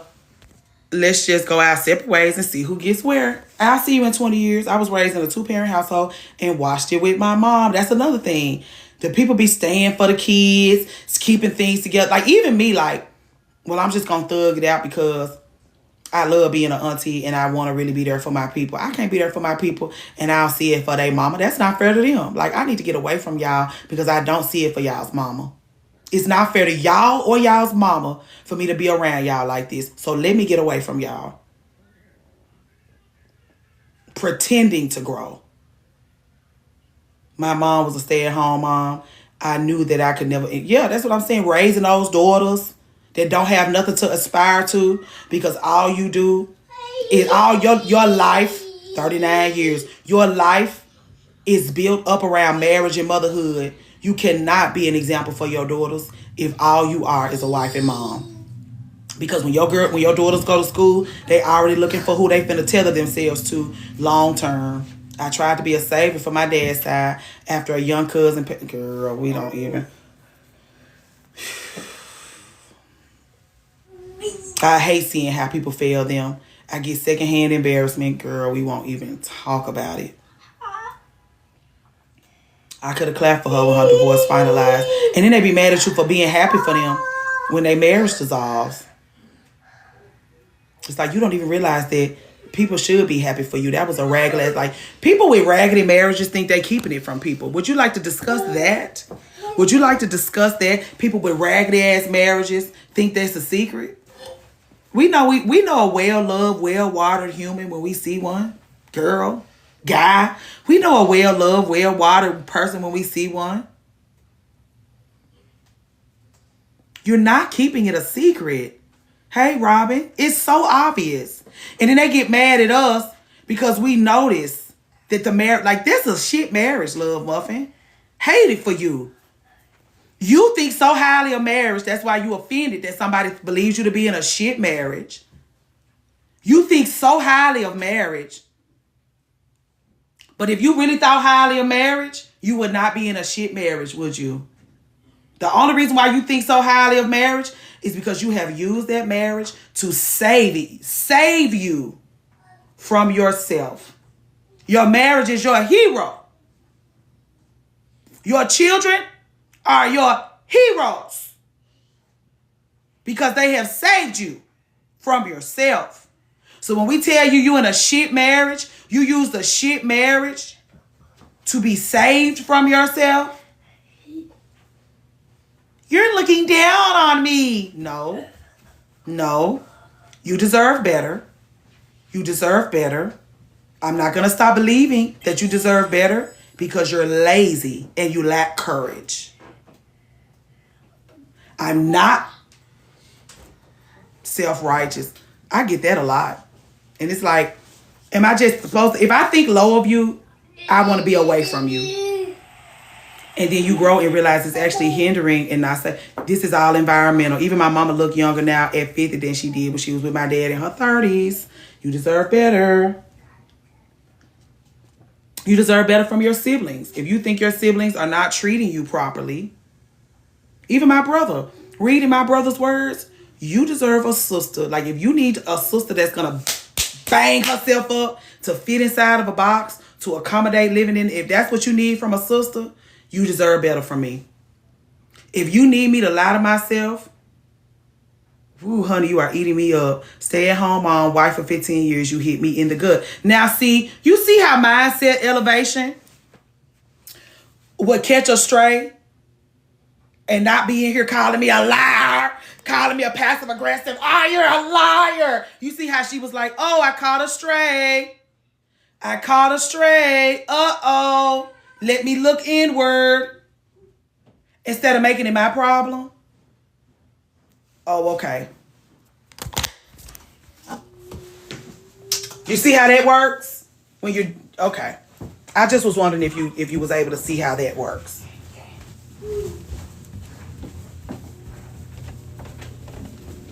But also, I wanted to say that this work, I gotta do it. Because when we get in those one-on-ones, I'm always like, get rid of those people, get rid of those people, get rid of those people. So then what will happen to me is the people that I need to get rid of will be revealed to me, because I got to do this work. Like, in order for me to cry with y'all, in order for me to sit knee to knee with y'all in the way we deserve, I got to do my work too. I can't just be like, oh, well, I'm just going to play these things to the left because I don't have the courage. Oh, well, if he don't have me, he don't have nobody else. No, he got his decisions, and he got the family that he has built for himself. He don't need me. I'm not the half I'll be all. And if you make me somebody you think is hateful and mean to you and that lied on you on the internet, if you make me the have I'll be all, I will be. And I'll be the one making you miserable. Let me get away from you. Let me get away from you. Because you're right. Everything. That's what I'm like. Y'all better be careful telling people what y'all really think about them. Because if they're a real one, they're going to get the fuck away from you. If you don't be careful with telling people what your actual experiences are. Okay, go on, have a good time. I'm looking forward to hearing about how it went. You got to be careful when you tell a real one you're not having a good time with them. Because they'll just get the fuck away from you. They'll just let you have that. Leave folks alone. Sometimes the best thing you can do is leave folks alone. And that's what I'm saying. My people expect me to just get banged up and shut the fuck up. Because I had a conversation years ago and I was like, you need to get away from me. I said this already. But like, being in these one-on-ones with these young ones and realizing they don't get away from the people that treat them poorly. They don't get away from toxic people. And again, I've been talking to him about people he needs to get away from, and he's not doing his work. He definitely not going to get the fuck away from me. Let me help you. Because there's some people you should have got away from a long time ago that you don't have the courage to get away from. And so let me get away from you, because you don't have the courage you need to get away. To get away from the people you need to get away from in order to be all right, you don't have the courage to do that. So let me do it for you. And let's just do it like that.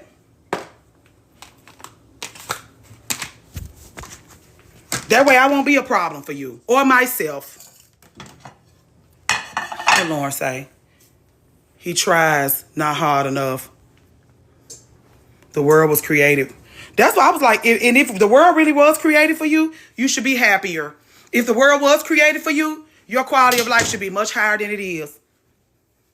You're not even using patriarchy to your benefit.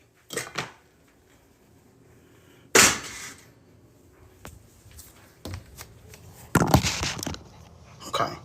So anyway, just let me go on and go weep for him. Because that's what got me enraged is this is going to make me sad. This is going to terrorize me.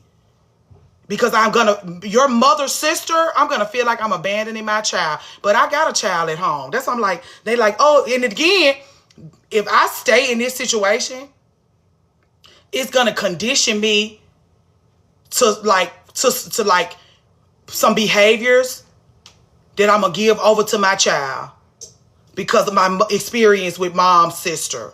I got to get away from myself in this way totally so I don't do light switch like that. So that I can raise my son with integrity and to love himself and to see about himself in a real way and to choose a partner that is a reflection of his love and regard for himself and his experiences. Having men around him that self-abandon, not gonna work. Having men around him that he loves and can be inspired by, that is healthy, because sometimes we inspire each other and it's not in a good way. Having men around him that he can be inspired by in a good way, I owe that to my child. I don't owe you a bitch ass thing. I owe it to my child to keep men around him that really, truly make good, solid decisions and that are willing to do hard things in the name of improving their quality of life. And so let's just make it about light switch. Since I ain't work for shit, let's just put it all on light switch.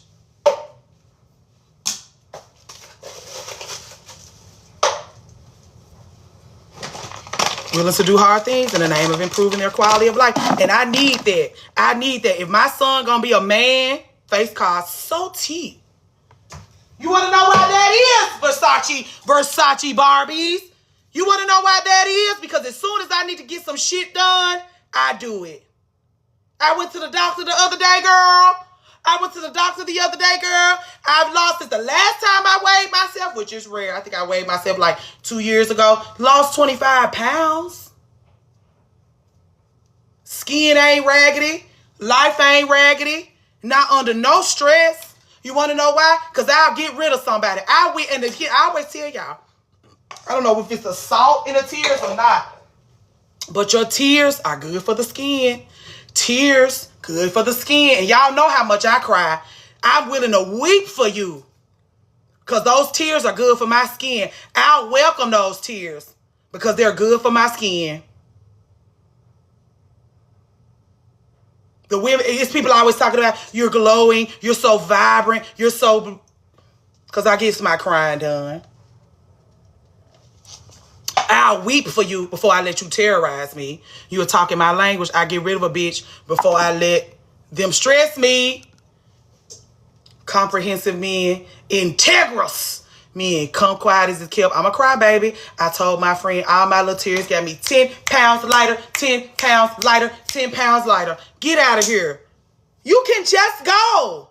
People want to bully you into being what they want you to be so that they don't have to grow.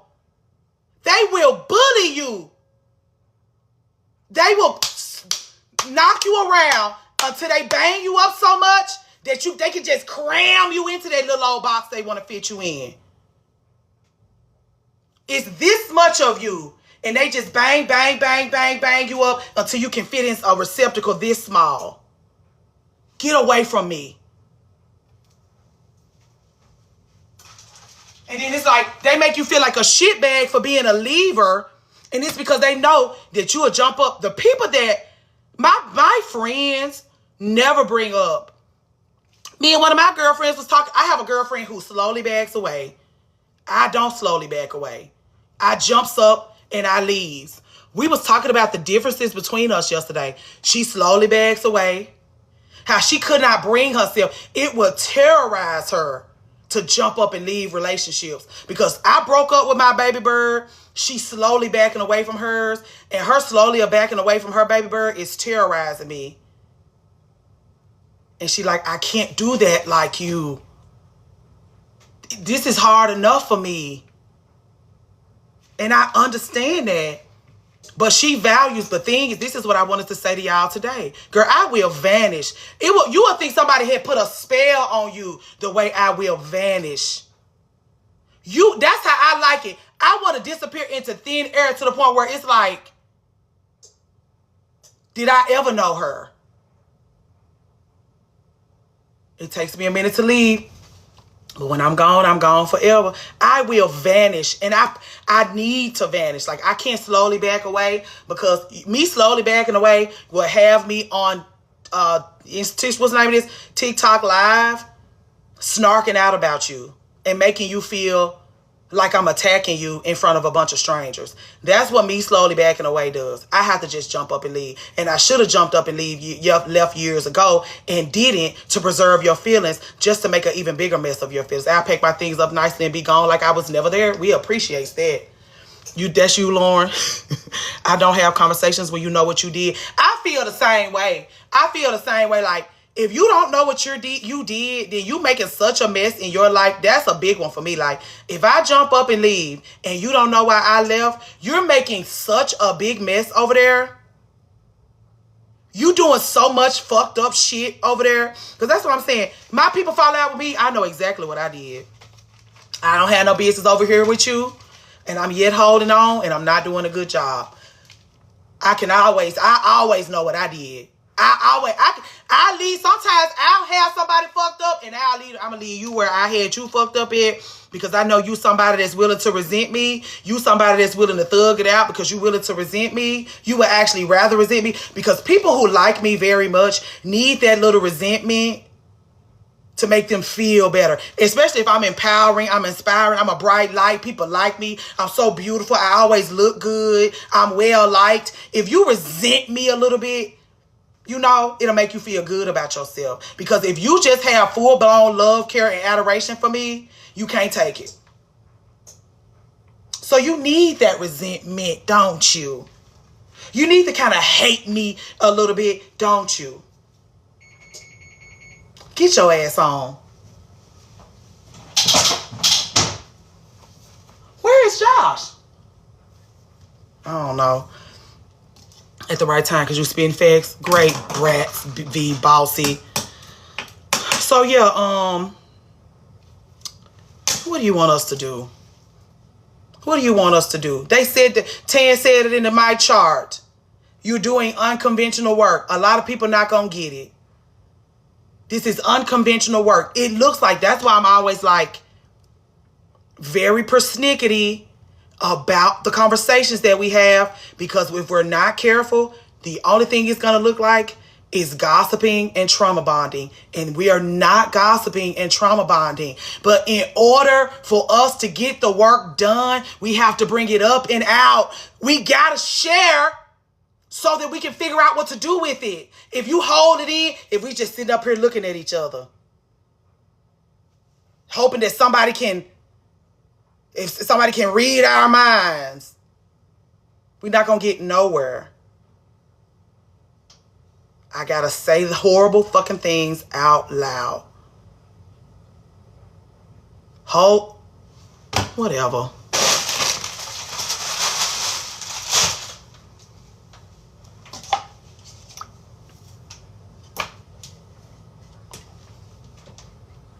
We'll just be shitbags, okay? I'll change the TikTok name to shitbags. All right? I'll stay out of loyalty. But it's a disservice to please be loyal to yourself first. Because people do not value your loyalty. Did you know that? People do not give a fuck about you being loyal. When people find out that you're loyal, they will exploit you. That's the thing. You didn't say nothing horrible. If anything, it was endearing. You feel banged up. You feel like I'm lying. Okay, then I'll just be a fucking lie, okay? I'll do something about it. That's what I'm saying. You think I already told y'all, I don't judge people for being dishonest. Most people are dishonest because they trying to maintain their connections. They try not to offend people that they're stuck with. People, you want to call me a lie? Great. I'll figure out where the lie came from and I'll deal with it. I thought being loyal was good, but it actually is a hate crime. It's a hate crime to yourself. People will exploit your loyalty. People will exploit your loyalty. Especially don't be loyal to me. If you don't get your shit and go, the moment I have you fucked up, Lord help you. Because I'm going to get my shit and go the moment you have me fucked up. And if you offer me loyalty, I'm not offering you none. I might as well put on my black eyeliner because I'm about to be the villain again. Don't offer me no loyalty because I'm not giving you none. I'm loyal to myself. I'm not going to be loyal to your children over myself. I'm not going to be loyal to you over yourself, over myself. I'm going in. And again, if me being loyal to myself does not enrich your life, you need to get away from me. Because you should benefit from the way, if I'm being vigilant about treating myself right, if I'm being vigilant about giving myself a good life and it offends you, you need to get away from me. I need to tweeze, Lord. If the people who belong in your life are the ones who benefit from you going balls to the wall, treating yourself right. If your selfishness robs people, get away from them. If you being selfish, if you taking proper care of yourself makes people feel robbed and improperly cared for, get away from. Just go on.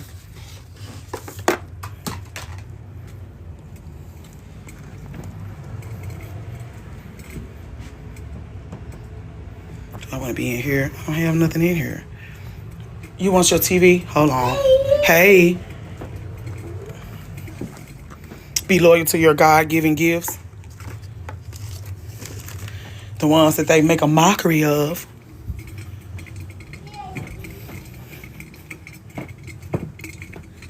Oh, you know what? We could do downstairs. You going downstairs or you staying up here? Did you eat your breakfast already? Oh, y'all finna tip out.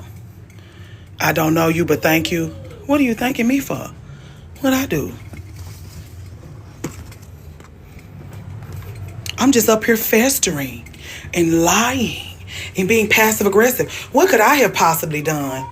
Sitting up here festering and being passive aggressive and lying. What is it that I could have possibly done, Samantha? Sitting up here lying and being passive aggressive and festering. What is it that I've done, Samantha? Could you tell class what I could have possibly done? What are you thanking me for?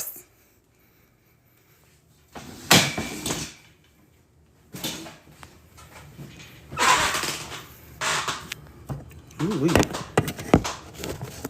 I got this stuff rigged up. I'm waiting on my breakfast to heat up. Ooh, Lord. You made me think. Is that so, Samantha? Not me.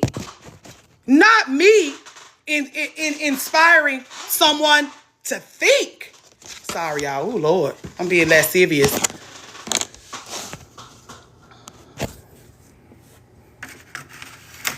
Happy Sunday, Richie Roo. We had a live on Friday, and we learned that a lot of our sensuality, a lot of our connections to ourselves and self-pleasure has to do with our environment, and a lot of us don't have sanctuaries built for ourselves. I wanted to ask you about what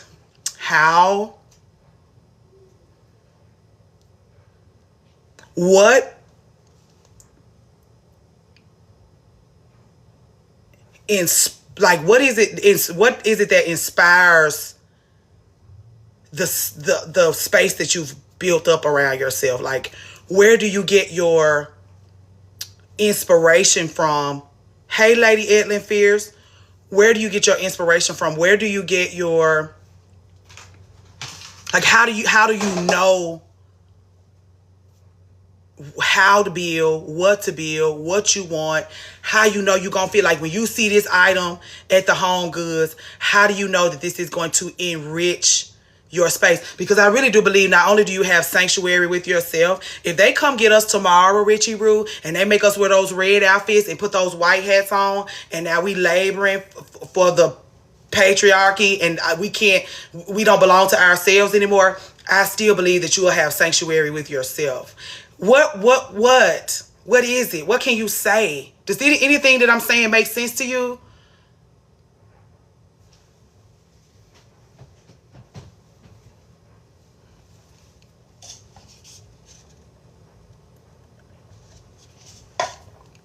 We want to build we're building sanctuaries. We got to turn in our homework on March the 20th when Cyrena Royale comes back. We need more information there, child, anyway. Visualizing, what are we visualizing? Because sometimes you tell people that, especially that don't have no experience with what I'm talking about, they don't know what that means. I've always been someone who spends a lot of time by myself. I do trial and error. So how long has it taken you? Because I do think sanctuary is like you can even tell by how you speak, how you take care of yourself, how you eat, how you live, that the sanctuary is with you. Like, whether you're at the airport, whether you're in Turkey, whether you're in line at the store, whether you standing outside, whether you riding your Tesla up and down the street, you have sanctuary with her. Have you always been like this? Did you notice that you needed this and you pursued it? And if you did,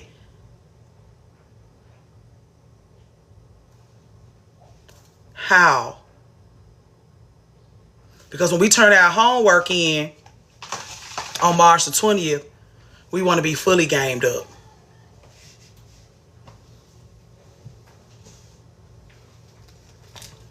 I think having a routine is key. I like this. I like that.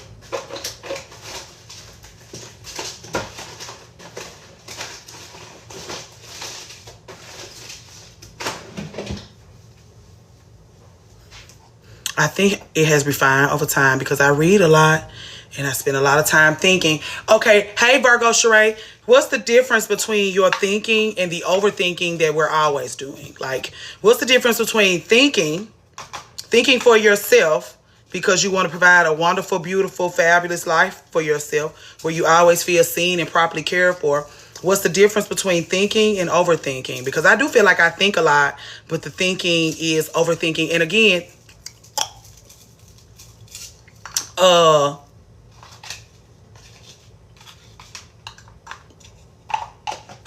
good morning. Did I say hey to you, Virgo Sheree? Action. Oh. I think doing the true shadow work while in solitude is important. Think and act. Think and act. Think and act. Not just thinking. I like this.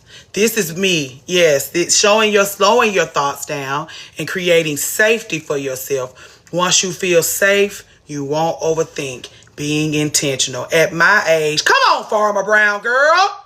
I no longer like to be stable nor comfortable. I enjoy living by faith day by day. So like you don't put a lot of stock. You do overthink, but processing through it and writing it out. Okay, I want to go back to this. Living by faith means, does this mean that you have stopped putting so much stock in the outcome? Like you just taking care of yourself and trusting. She want that 100K, y'all. I'm doing deep shadow work now, hence why I'm writing on Substack. I love that Substack. And here's the thing, Richie Rue, that Substack, I feel smarter. This is why I don't like when people make us feel like shitbags about this TikTok social media thing, because I feel smarter. Like Richie Rue not even talking to me personally, but like having somebody that I have access to who thinks like her, who lives like her. Are you saying clip like Dorinda from Real Housewives of New York? Or am I totally lost? Is that wrong? I create day by day and allow the sufficient of the day to be enough. I actually wrote something down years ago that said something like let tomorrow handle itself. Is that what you're saying? Like, stop worrying about tomorrow. You are talking about Dorinda. Clip. Is that what please tell me that's what you're talking about. Richie Rue TikTok shows how real freedom is. Happy to be here. Me too. Okay, great. Friend, if you in here talking about Dorinda Madly, friend, just live. No expectations, no measurements. Just do it. Let your body tell you about it afterwards. I need this for we were just talking about sensuality and self-pleasure. This is really good for the self-pleasure conversation that we've been having. Meditation actually helps. Ooh, Richie Rue. Hold on, Richie Rue. I'm finna get in your business. Hold on, Richie Rue, because this is Galentine's, girl. Richie Rue, please give me a red rose in the chat if I can ask you a semi-inappropriate question. Take no thought for your life, what you should eat, what you should drink, and what you should... Okay. How does self-pleasure... We see how environmental self-pleasure, but I mean like self-pleasure. How does that fit in to your womanhood, to your sanctuary, to your life, to your experiences? Where does self-pleasure, you and your vagina, how do y'all relationship in such a beautiful space, in a beautiful bed. Hey, T, in a beautiful bed with beautiful sheets and beautiful clothes, beautiful skin, a beautiful woman with a beautiful life that eats well, that lives well, that takes care of herself, that when she wants something, she give it to herself. She don't ask permission. She's vulnerable. She's honest. She writes. She reads. You gotta tell me about how that self-pleasure shows up for you.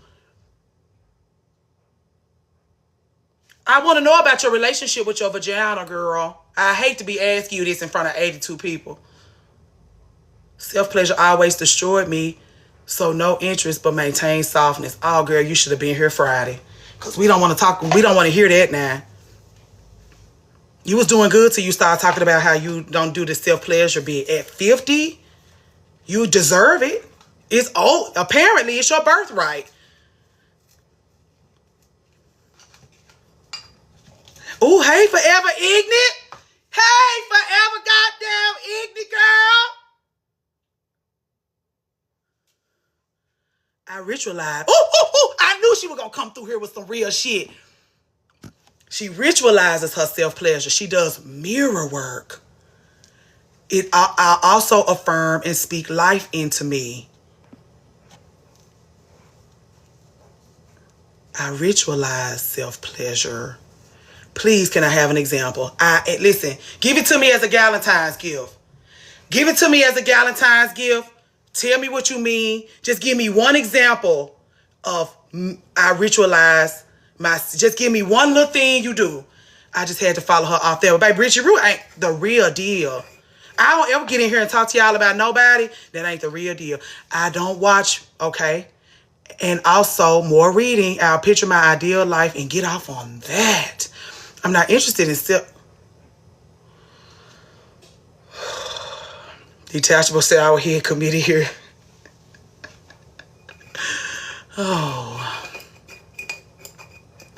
You got that shame. You got that shame, loved one. I'm not gonna get in your business. But if you got that shame, we talked about shame all day Friday. So please excuse me, girl, because that's hard to hear. It's hard to read. Evolving is great pleasure. All right. Okay. You're right. You're right.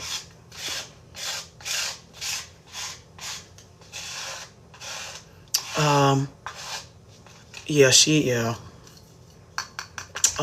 I've yet to do mirror work. I need to try. Self-pleasure can take you to the next level. So hard to type it all out, but I'm trying, y'all. You're doing a fabulous job. If you want to get up in that box, you're welcome to do so.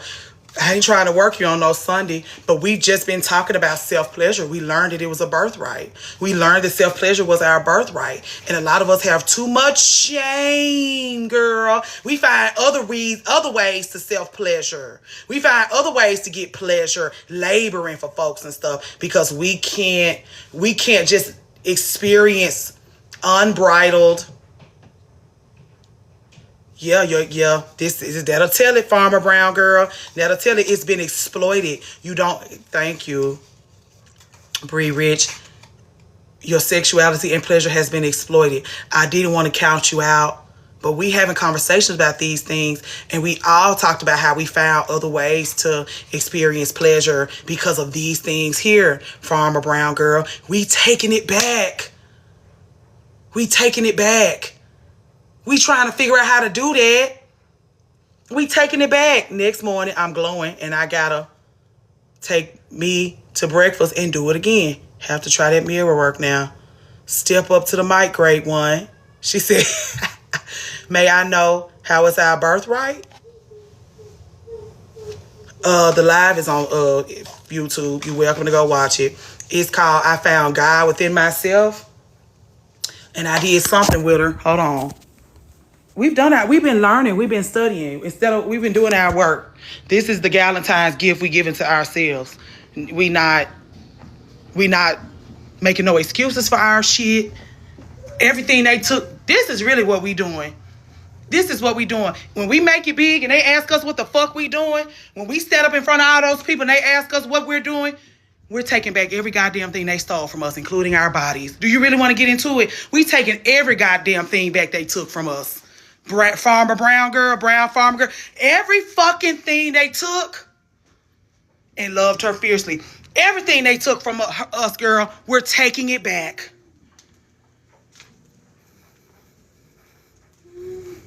So if you want to talk about birthrights, if you didn't know that pleasure was your birthright, then you need to focus on taking the shit back.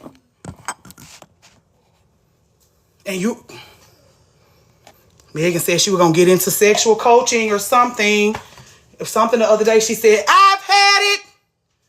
I'm doing my work. Oh, she up here. Now she said she coming. She said she coming. Hello? Hey. Hi, you guys. Hello? Hello, can you guys hear She me? up here, girl. Hold on, let me cut it up. Okay. Okay, I actually love conversations like this. It's not like TMI to me. No, no Right. TMI here. I'm like working on a Substack about this because I was thinking about that, in the sense of like how beautiful women don't really have a lot of sex. In order And to if they be do, beautiful, come on, hold on, Richie, don't. because you're the perfect person to be up here. We learned that the only reason why we later and have that sex like that, Richie Root, is for the pleasure of a man. Once we get through pleasuring that man, we get up, we rinse that asshole out, put our clothes back on, and go make a sandwich. And I've had both because I'm currently with a woman. I But know. I've That's why I'm like, also, I love you that you know, up here. Okay, let me be quiet. been with men. And then seeing like the different things, because even like I'm like in partnership, I'm realizing how the life that I have and the life that I've been building, the rituals that I have, it doesn't mesh well with a lot of sex. I'm sorry. Right. Like after I've done my shower, I've put on my face mask. Don't touch me. Yep. Actually, Yep. I don't have the patience for that. So when it comes to self pleasure, because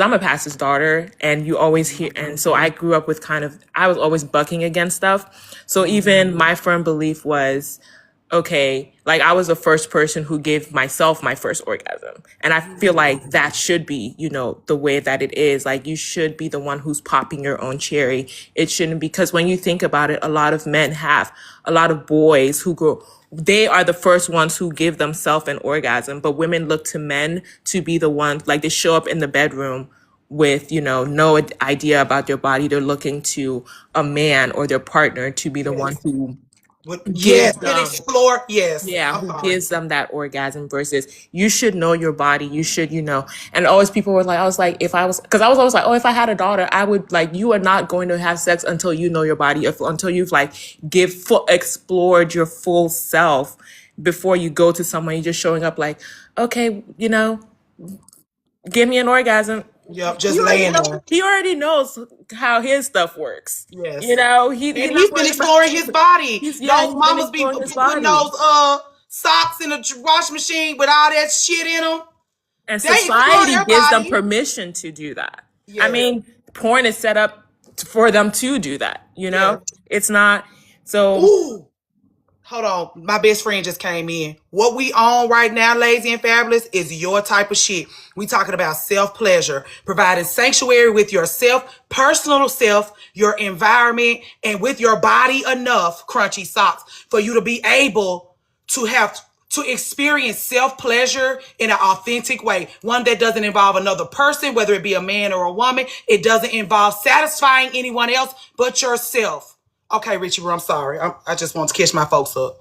yeah, so I would say, when coming up with routines, like I initially started with routines and then I realized, no, I want to ritualize more of my routines, and turning them into rituals. So instead of just waking, like, okay, I'm going to wake up at 5, work out, and just be on this strict, because that's the way kind of when you talk, like, especially when you talk to men, that's kind of how they have like this rigid way of just being, but being in more of like a flow. That's the way I am. So even like at night, like the way that I would shower is I just have candles. I do not have like lights, like a lot of lights. I just have candles. I have a lot of smells going on in my in my shower. When I'm showering, I have a mirror there. I have mirrors all over my apartment. Wherever I go, there's a mirror there. I, will walk around, especially at night. I might just walk around and I would just say, "Oh my God, you look so nice." Like just getting more acquainted with my body, because there was a time where I did not look in the mirror at all for I think like a whole year, because I just did not like the way that I looked. So when I got my space, I was like, you know what? I'm gonna put mirrors everywhere. Like you gonna see me, you gonna see yourself, So even from like the shower routines, when I'm, lathering like lotion on myself, I'm like, staring into the mirror, having music playing. The music that I like is like I like a lot of drum sometimes, or like ballads that just put me in this like African beats. So that Percussion. dancing. So like, just doing a lot of dancing with myself. And then like at night, sometimes after I finish doing that, I'm like, ooh, I just feel like, just letting loose a little bit. And then I'm like, after that, because I used to always be someone like an orgasm a day, and people used to interpret that as sex every day. I'm like, absolutely not. I don't want, nope. I enjoy pleasure with myself more sometimes than I do with other people. Like other people, it's like a cherry on top, but for like with myself, I'm like, I love this. Like I can just be in my mind. I don't even need to be thinking about anything. Like sometimes I'll just think and I'll just, Hold on, please excuse me 1 second. Keisha, we gonna always be talking about this. We gonna always be talking about this, especially when you came in here Friday and you said all of those vulnerable things. We're gonna always be in search of ourselves in this way right here. And when I have somebody that's in here that can share with us detail work that goes into getting what we need, I'm gonna ask them to talk to us. Okay, Richard, please excuse me. no, you're fine. So it's just like, even from, I don't know, the way my mind just works is I'm always thinking of, okay, how is this going to edify me? And then I follow that. Like if I feel something that sparks like joy, I run towards that. And I'm always finding a way to bring that into my space in some way or some fashion. I'm like, okay, I like the lights down low. I like, sometimes I'll just spend hours maybe like on my bed with my headphones, just with music playing, maybe journaling it out. And when you are that way, that's why I tend to get a lot of friction in some partnerships, because I'm like, I just be spending time by myself. I just need that time by myself. It's And like, I love women. And I think that's why I'm drawn to you. My best friend is in here. She loves her a long time. I love her for loving her a long time, because I like being alone with her. I know that I like being alone with her because she likes being alone with herself. I love women who like being with themselves. It makes I enjoy them so much more. and I've always been that way. And people, I'm like, I want to sleep by myself. I'm like, I like sleeping with you sometimes, but you know what? I actually like waking up in my own bed. Yes. Like it brings me a lot of joy. Solitude, joy and solitude. Joy and solitude, for some reason, immediately makes me think sanctuary. The reason why I'm always telling y'all to go and see Richie Rue is not to blow smoke up her ass. It's because you want something to pine after. You want something to pine after. She's showing you how to pine after yourself in a real fucking way. In a way that looks beautiful and fun and enriching and pleasurable.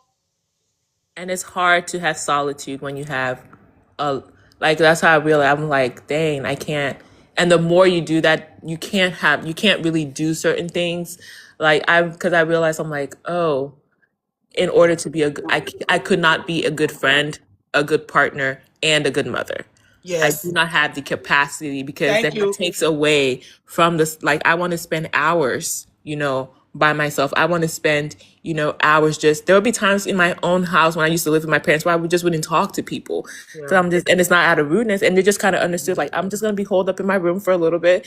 You can't really do that and be a good mother. Like, I'm just not going to talk to you. Or even like, and if you really want to get serious, my very best friend is in here. Now I'm gonna talk to you about something. Notice how she not gonna get offended. We used to live together. Sometimes she would just be enraged. I didn't do nothing to her, but she gotta share her space. And she doesn't, like, she want to be able to, she don't even want to be, and this is my folks, she don't even want to be holed up in her room. She want to be able to spread out all over her house and not have to be worried about somebody being in the living room, somebody being in the kitchen. She want to be able to tiptoe around in her nothingness or her everything and not be bridled by somebody else's music, experience, talking, none of that. And you give that, like, you like, oh, and I used to live with people, I just be holed up in my room. But like, my loved one, her issue was, I don't even want to be holed up in my room. I need space to expand.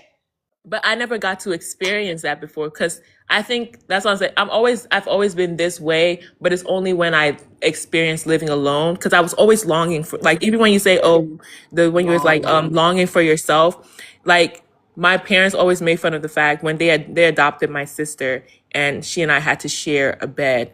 I refused to sleep in the bed until I did not sleep in the room. I went out in the living room, and then they had to wake up the next morning and get me my own bed, because I was like, I'm not doing that. I'm not sharing. So I've always had to share a space. I was the only girl, and then I had my brothers. We shared a room. At some point, I moved down in the basement, even though I was scared of the dark. I was just like, I want my own space. I conquered my fear of the dark. You sure did.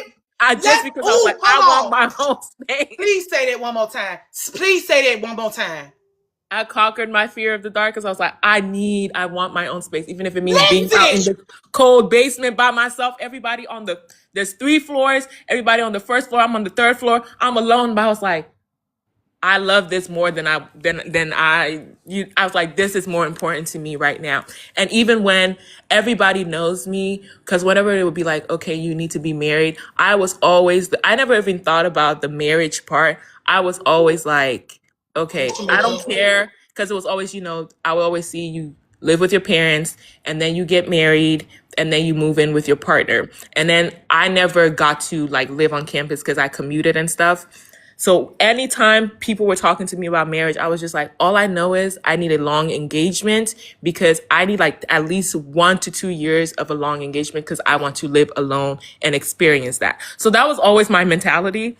So then when I decided, you know what, I'm just going to move out of my parents' house. Like, I have the freedom in order to do this. I have the money in order to do this. Let me just go. Yeah. Once I've been experiencing this, I'm like, oh, I'm never leaving. Yeah.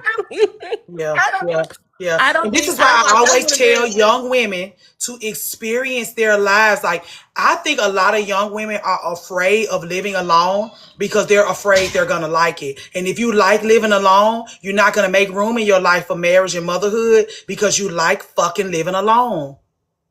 And it's so like, people are always like, it's so bad, because I'm like, I don't like a lot of people being in my house sometimes. After y'all leave, I'm like, oh, thank God. Yep. I'm even like that. And I do like having people around. But as soon as they leave, I'm opening the windows. I'm lighting my incense. I'm getting everything. You got to go. When you leave, you actually got to go. Like, I don't want you leaving your energy here. Get out. And because I'm like, I don't think I could live. Even like now, and I'm like my girlfriend understood. I was like, you got to get your own apartment. And if we ever live, like, it has to be, we got tiny homes on a plot of land together. That is what I'm like. I'm not somebody who I want to entangle. I need my own personal space. I need my own, like, and because you can be thinking, it's like, oh, you can have, a shared space and then like a man cave or a lady cave. And you guys I'm like, it's not the same. You have to, like, in my own house, there's no mental load of anybody else.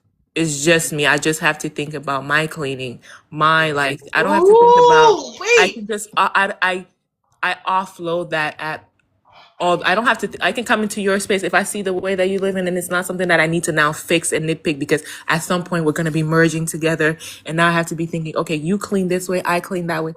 I'm not worried about that. You clean the way you want to clean. You have your own systems. If this is the way you want to do laundry, okay, that's fine with me, because I have a different way of doing it. Bayloni, this is Bayloni. This is a figment of your imagination. We actually not letting, this is a figment of your imagination. If you hear Richie Rue speaking, that's because she has come to you in a dream. This is AI. There is nobody actually talking in this box. We listening.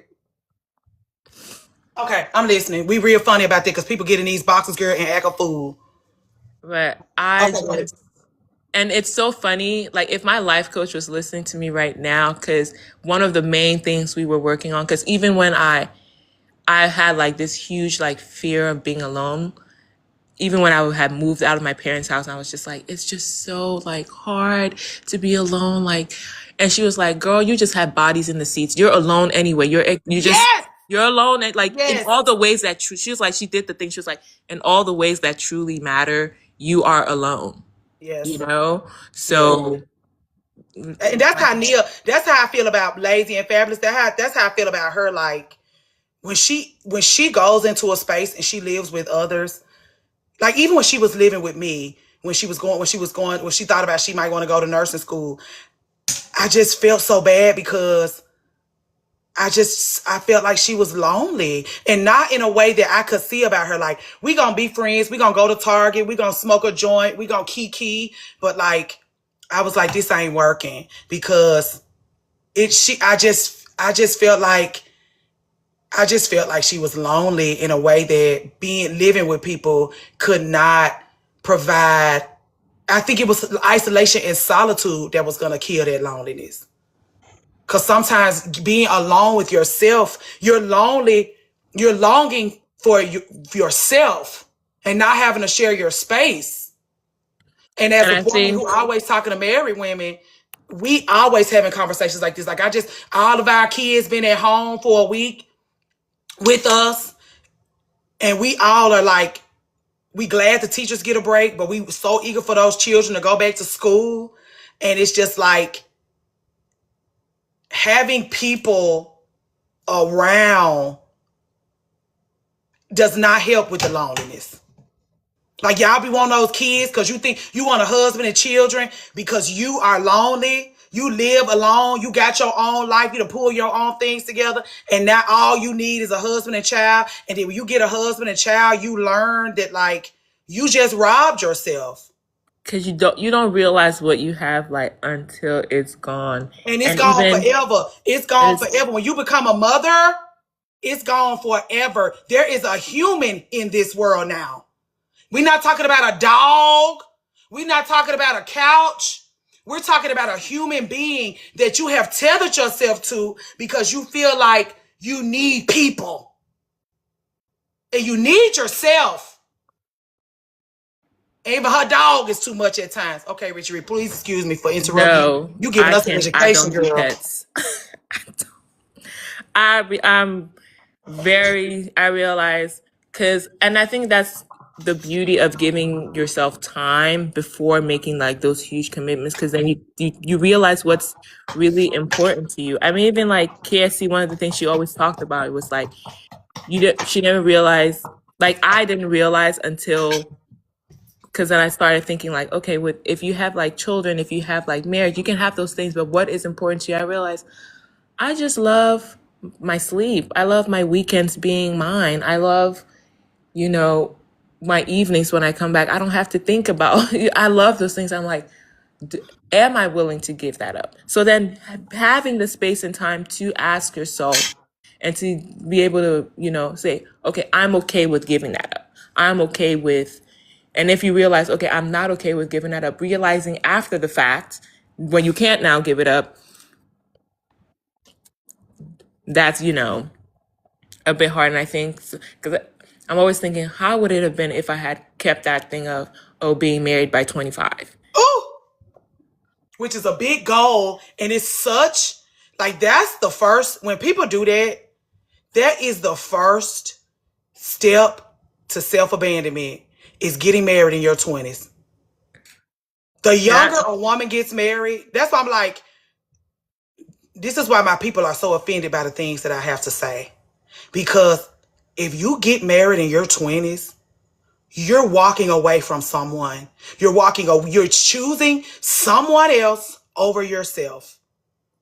And I your know. 20s is Ooh. for you. Your 20s is for you. And if you spend your 20s, and this is what I want to say about you, Richie, also. When I'm in those one-on-ones with those young girls and they need to learn about devotion, I send them to you.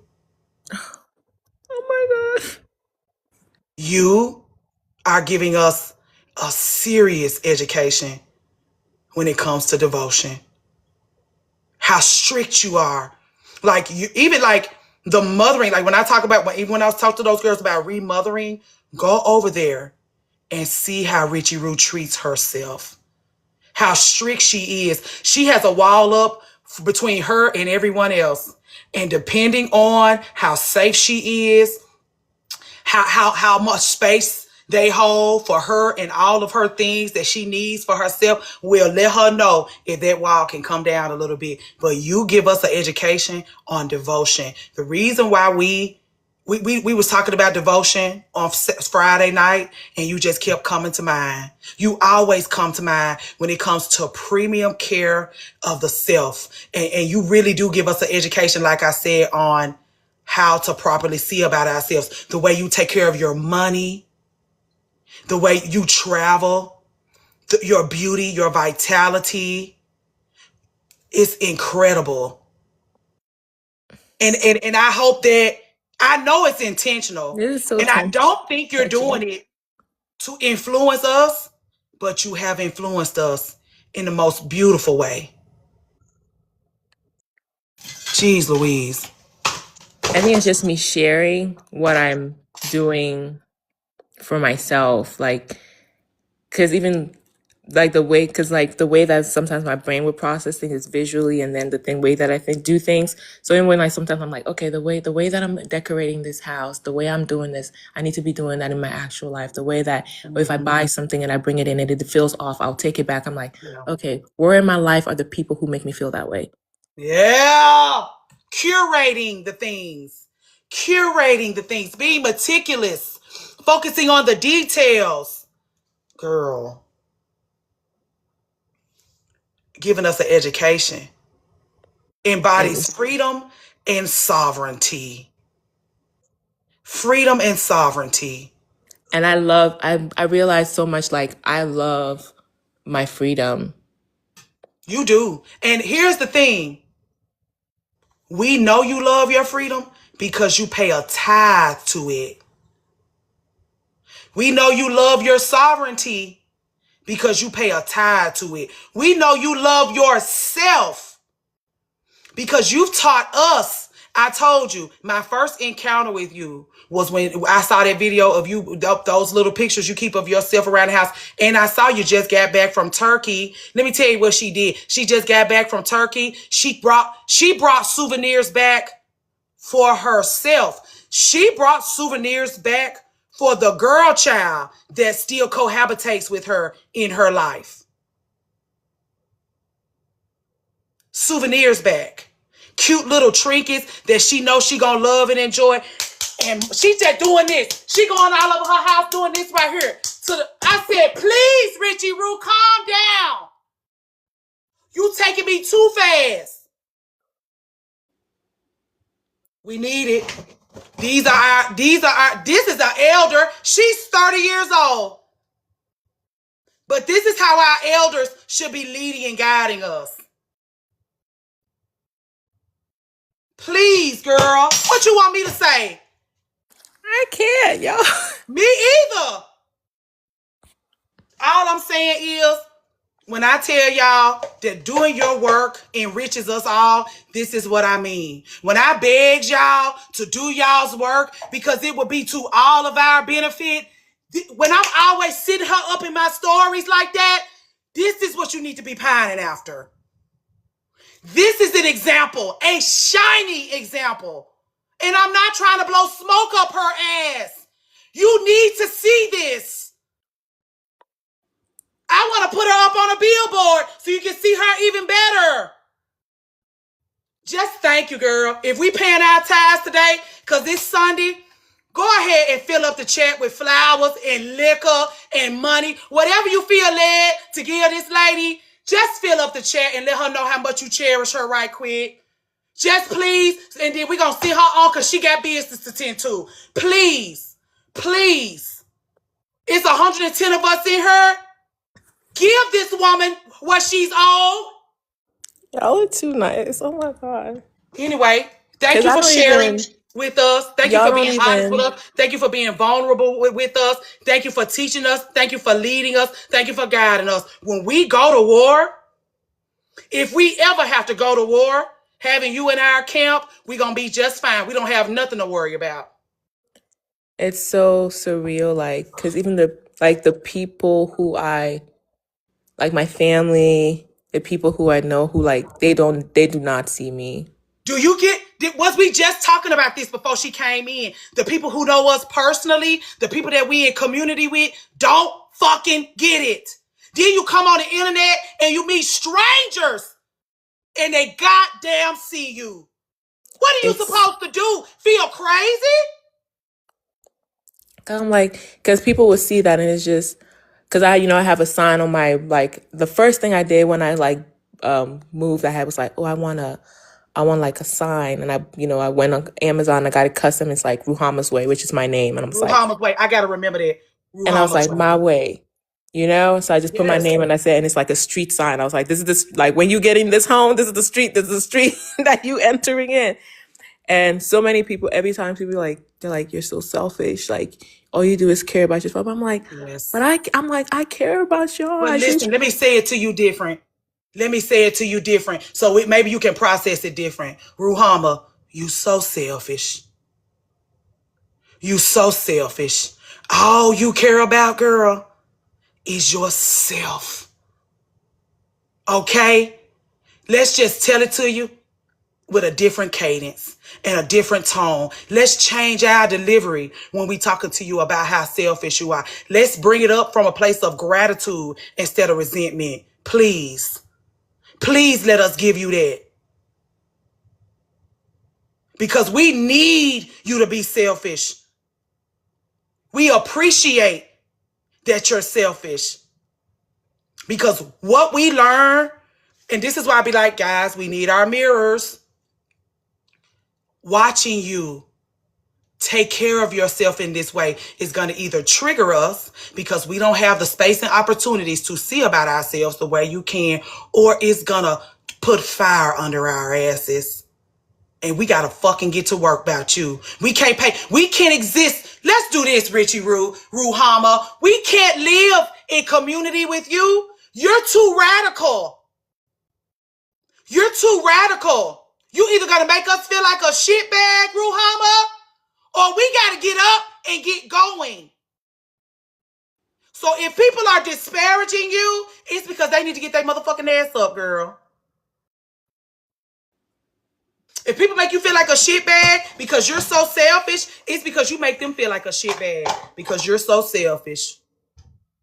And you're going to do that. You're doing, I got my chart read Sunday. This is revolutionary. They always talk about rest for black women is revolutionary. Self-care for black women is revolutionary. Selfishness, Galentine, selfishness for you is revolutionary. You have had to share every fucking thing you've ever had in your life with others. Siblings, your parents adopting kids. They don't even have enough beds for their children to sleep in, and they bringing children into the house to share more. You got to constantly share, and share with joy in your heart. Your rest, your selfishness is a revolutionary act. And we appreciate you. Like I said, if we have to go to war, we know who to call. If we have to go to war, ma'am, we know who to call. If we got to go to Home Goods, we know who to call. But also, if we have to go to war, we know who to call. What do you want me to say? Not even trying to blow smoke up your ass. Just thank you. Thank you. Would there be anything else? Because I ain't taking up no more of your time. I think that's it. My only thing is I do see like the younger women in my life. I'm like, because I still like go to the church and I'm still close with those people. So seeing like all of them just getting married, and I'm like, y'all not even 25. Y'all not even 23. Y'all not even 23. And the thing is, you can't tell them shit. You can't. And you have so much wisdom, you can't tell them shit. And the things that you have to share with them, they don't see any value in it. And they're not going to see any value in it until that marriage eats them alive. And And the even only then, thing I'm saying, they'll I'm probably like, just don't resent get you. pregnant. I'm like, just They wait until will. you're They 30. so I'm like, desperate. maybe wait until you're 30, Yes. please. I'm like, Yes, they rushing up that aisle and they rushing to that delivery room. They rushing up that aisle and they rushing to that delivery room, and they can't fathom that you know best, and the best that you know has nothing to do with marriage and family. Those they talking about you. They talking about you because you don't have no man in your house. They talking about you because you don't have no children in your house. And it's like you got the most peace and the most freedom. You have the peace and freedom that we all deserve. And it's their indoctrination that's keeping them from the peace and freedom that they deserve. Even you offering them love and wisdom, they looking at it as you trying to hold them back. You don't want them to have nothing. And it's like, no, girl, I actually want you to have every fucking thing. Like, I want you to travel. I want you to like. I'm like, I want you not Travel. even just like. I want you to know like who you are. Just get into the nitty gritty. Like Yep. discover your likes, like your dislikes. Like I don't know. Like the search for like even I don't know. Maybe the reason why I do a lot of things is to discover myself. So I'm always like trying to get other people like, don't you want to discover yourself? But then it goes back to what I said where sometimes a lot of people like it's towing that line of is it better for me to keep you in the dark, it's more loving for me to keep you in the dark Yeah. than than opening your eyes. Maybe this Yeah. is the way you learn, maybe this is your path, this is your journey, and I can Yeah. just be here to support you as you go on your journey. Like I'm still here, but if this is what you have to do in order to learn your lessons, okay. I Let me ask you this, since you brought that up, because I am still processing that Substack that you wrote about this. How do you keep it from terrorizing you though? Do you just stay away? Like, how do you live in community with these people without letting their desire to remain ignorant terrorize you? I think it's just taking because I'm being able to be compassionate and just understanding that not every like this path helps you, maybe this is for the best. Like it would be, for example, when I think of people like my parents, even, of being immigrants who had to flee a war and coming to a different country, all of those things, like if being a Christian and being this rigid and following that God, if that is what helps you, you know, sleep at night, if that's what helps you, be able to be at peace with everything that you've seen. Yes, it means, you don't accept the fact that I live my life this way. You cannot, and you can't see that. However, I think it would be cruel of me to make you have this existential crisis at this age. Ooh, To be, it's kinder for me to just allow you, and it kind of has you being what you would want from them. You yeah, you're in this space of constantly giving to people things that they cannot give to you, yeah. being that kind of understanding, no judgment. Like, okay, I it sucks that you would like, I if I had a child, I would want to accept them for the fullness of what they are. Like, I think my mom even told me, she was like, I love you, but I love God more. I was like, okay, if Y'all this lords be making y'all raggedy, girl. I'm like, if this is, Y'all lords be really driving the wedge between y'all and the people that you brought here. Ooh, y'all lords. Okay. Y'all's lords, man. Ooh, wee. I'm sorry, I'm listening, girl. Please forgive me. no, it's just one of those things of having to give like that grace, and but it also means like you're not in my life that much. Yeah, okay, you're not in my life that much. Yeah. Yeah, Like I'm not yeah, really somebody who I would be keeping you up to date on like yeah, what's going on, because just because I'm not somebody who's like, I'm not gonna cut you out of my life, or it's just one of those things. It's just like I accept you for what you can give, okay, and I accept you for the benefits that you can give, and then I adjust accordingly, and then I okay. move accordingly. You real mature and responsible, because I just kick folks out of my life because it just terrorizes me too bad. Because I'm like, my girlfriend says I'm very lazy. She's like, you just be like laissez-faire about certain things. I'm just like, Okay. I'm very laissez-faire. Like, Mhm. I'm very, you can, like, I can sit with somebody who's a Christian and they can talk to me about how they don't really agree with, like, people who, have known me and they be like, we don't agree with your lifestyle, you're sinning, you're doing this. I can sit and just be like, okay. Like, I don't know what you want me to say. I'm not gonna argue with you or try to prove like this is the reason, like, I'm enjoying my life.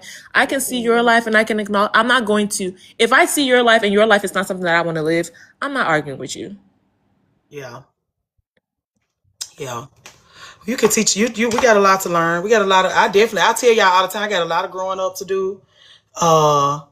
Because it's people like this that remind me that it's not that deep. It is, but it ain't.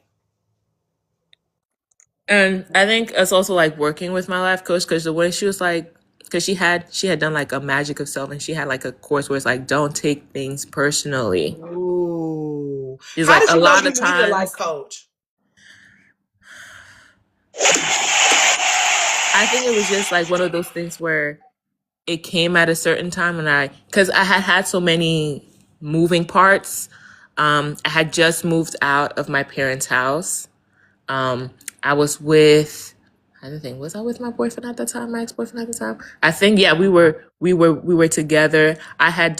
She had a Magic of Self intensive course where she went through 60 modules of different, like, just different things that you would need to know about life. When I tell you, I spent like $1,500. Is the best money Who is this? ever spent.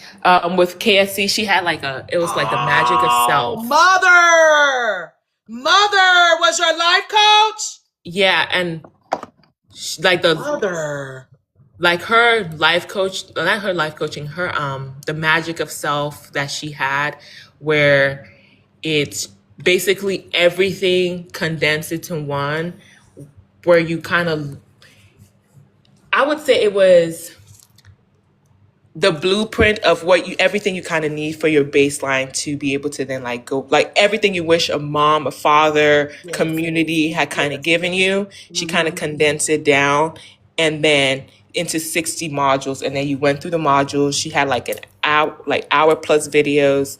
Let me see if I can see like, okay, mass Black mother hate, Black cowardice, tribal shame, Black math, trauma bonding, fear bonding, the mother line transmission, sisterhood as sacrifice, politics, ego, morals and emotions, drama, trauma, envy, jealousy, intellectual and mental laziness, people who have nothing to lose, entitlement, mental laziness.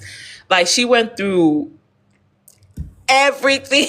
Yeah. And this after is why that, I I was call like, her mother, is because she's creating strong, solid, confident, sovereign women. Mother. This is why I don't call her mother to reduce her impact. I call her mother because this is the world we deserve to live in with ourselves. so even like the last thing she did modules on self-preservation, being sovereign, having courage, like being free. She's like free, like she's even the one who instilled me like freedom is going to cost you. There's a, like, everybody wants to be free. She's like, freedom costs. Just like, you thinking like, oh, you're gonna be free, I'm gonna be like, there are so many, like, even when it comes to people, like a lot of women who want to be married and being all of these things, I can see why they would, like, I can look at a woman and see why she would benefit more from being that way. Oh, And it would be more cruel for her to be like me. Oh.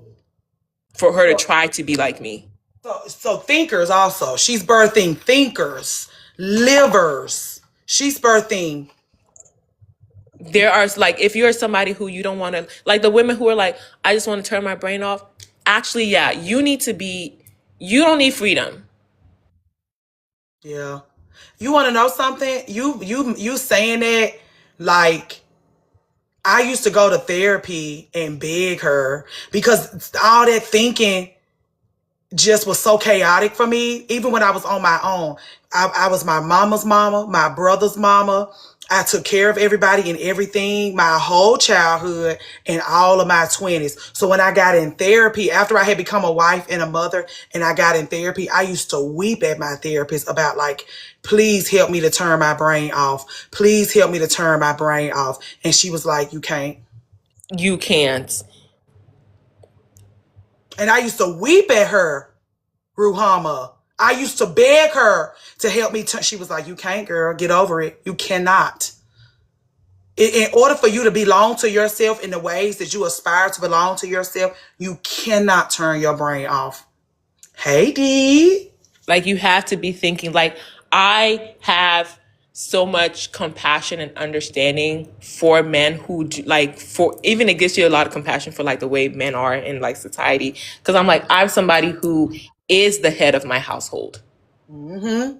Yep. And how much work it is. How The much thinking that is financial required. work.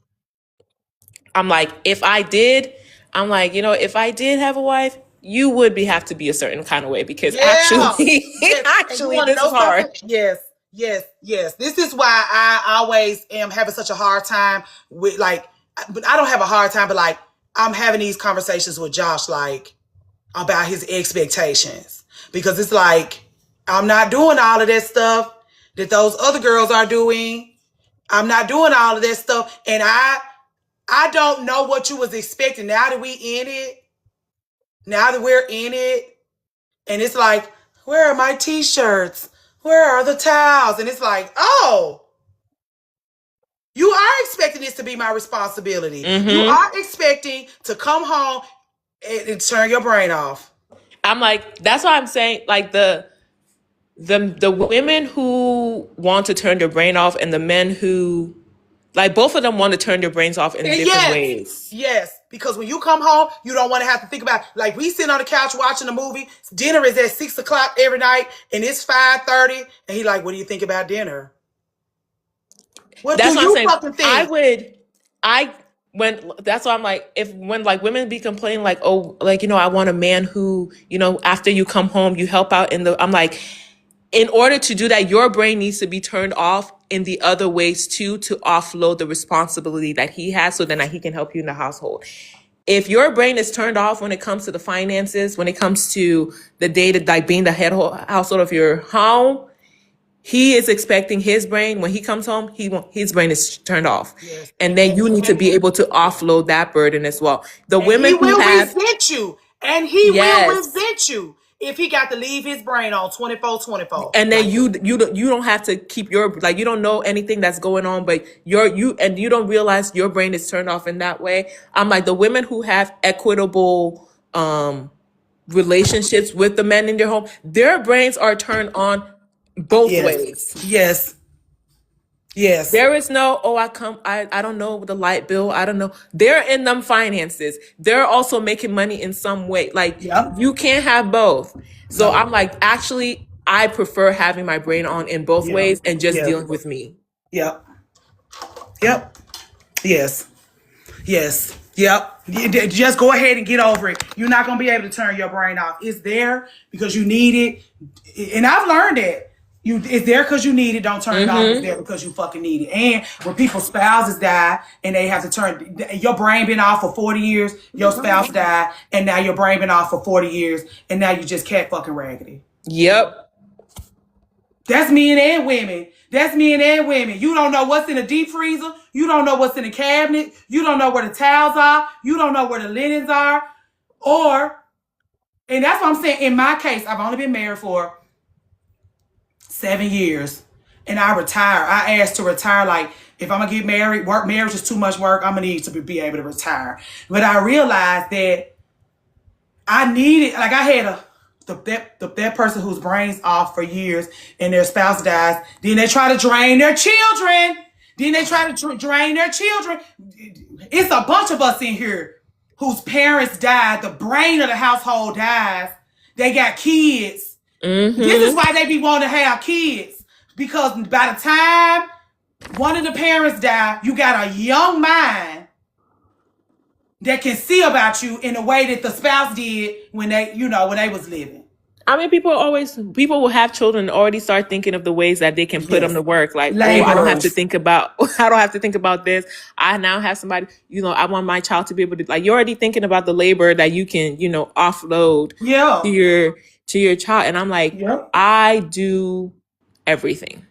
Yep. I'm like, I know exactly what's going on in my finances. Trust I me, know you what's going, trust me. I have to be the one who's, dealing with my health. I have to be the Yes. one who's thinking about my Yes. retirement. I have Yes. to be the one. There's nobody who's I'm Responsible for you. offloading this to, and Right. everything. And if something goes wrong, it's on me. It's on you financially and energetically. Because I tell my daddy all the time, you eat too much pork to be a shit father. Because your laborers are not in formation. Who gonna see about you when your heart go out? Because you don't have no laborers. You had kids. You made no investments. You don't get anything from me. You just put the skins down. Literally, you're the head of your. You the head anyway. Girl. You giving us an education today. Damn, and I didn't realize that Cinderella Detox was life coaching like this, because it's girls that need to be getting gifts. That people, it's women. As soon as they turn 18, they need to be gifted this life coaching package that you're referring to. It would be fun, like, As a graduation gift from high school before you even go into college. like, she will take you through like, mine was more existential, because I even think, like, with her, I went on my first solo trip to Thailand. I like had done everything that needed to be done with that. I got my citizenship. Wow. There were so many things I had started doing, and I was like, okay, I need guidance Yeah. as I'm doing these things, because I don't have the guide. Like, I can't go to, like, my parents and stuff. I can go to them for certain things, but I need somebody who, has a bit of a dark mind that can, be like, fuck it, Yes. that's not going to be all Christiany and woo woo. Like, give it to me straight. You don't have any emotional attachment to me, So I also think if you're also somebody who you're a go-getter yourself, you will mesh well with her. But even if you aren't a because she does a lot of because she does do offer. There are some life coaches who don't do life hand holding. She'll do like some hand holding with you. Okay. So she understands that you need nurturing and care. Mm-hmm. Mother. I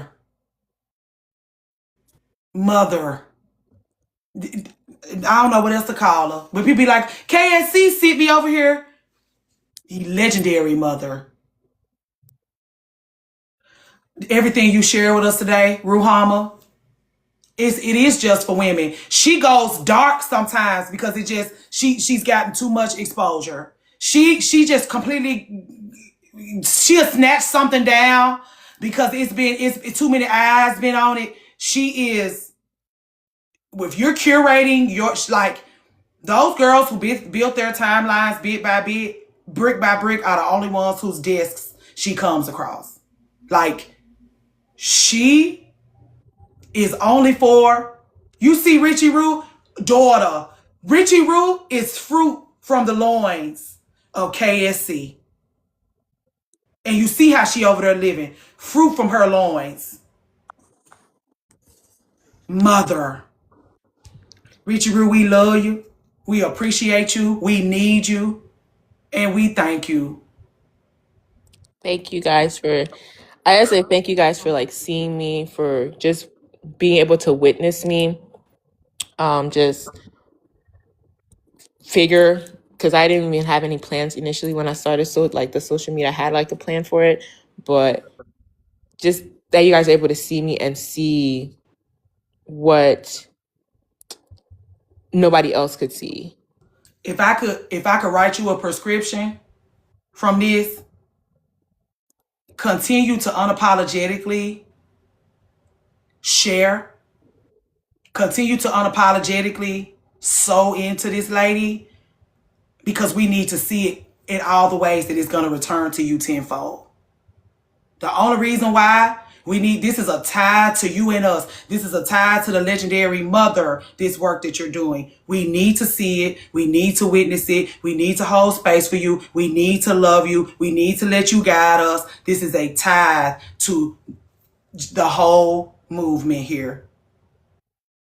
Just continue to do it for no other reason other than you and us. We all need to see all the ways it's going to return to you tenfold. Yeah. Agree? Agreed. Okay. Have a Thank you so fabulous much rest for of the day. having me. Oh, girl. Thank you for coming up here and talking to us and telling us about your vagina, girl. I'd say, hey, if you pop your own cherry, there should be Pop no your reason own why, theory. you are. But I'm also of a different mentality. Like the reason why I didn't have sex until I was like 27, and the only reason why I started was just like I'm not okay. This is like I I got a went to a girlfriend Bible who study because I always said I experienced went the to orgasm church. from herself. I Pastor's have a daughter. girlfriend that has only experienced an orgasm from herself. She's never even been penetrated by a man, but she has had multiple orgasms given by herself. She's also built a beautiful home and a beautiful life for herself. She takes herself all over the world. She appreciates the girl, please. No, You because really want to get into it, we can. No, because I was at church. There was a Bible, not even at church. There was a Bible study with a bunch of the youth from church. And the topic of sex, virginity came up. All the girls, oh yes, I'm saving myself from my husband, saving myself from my husband. All of them come to the men.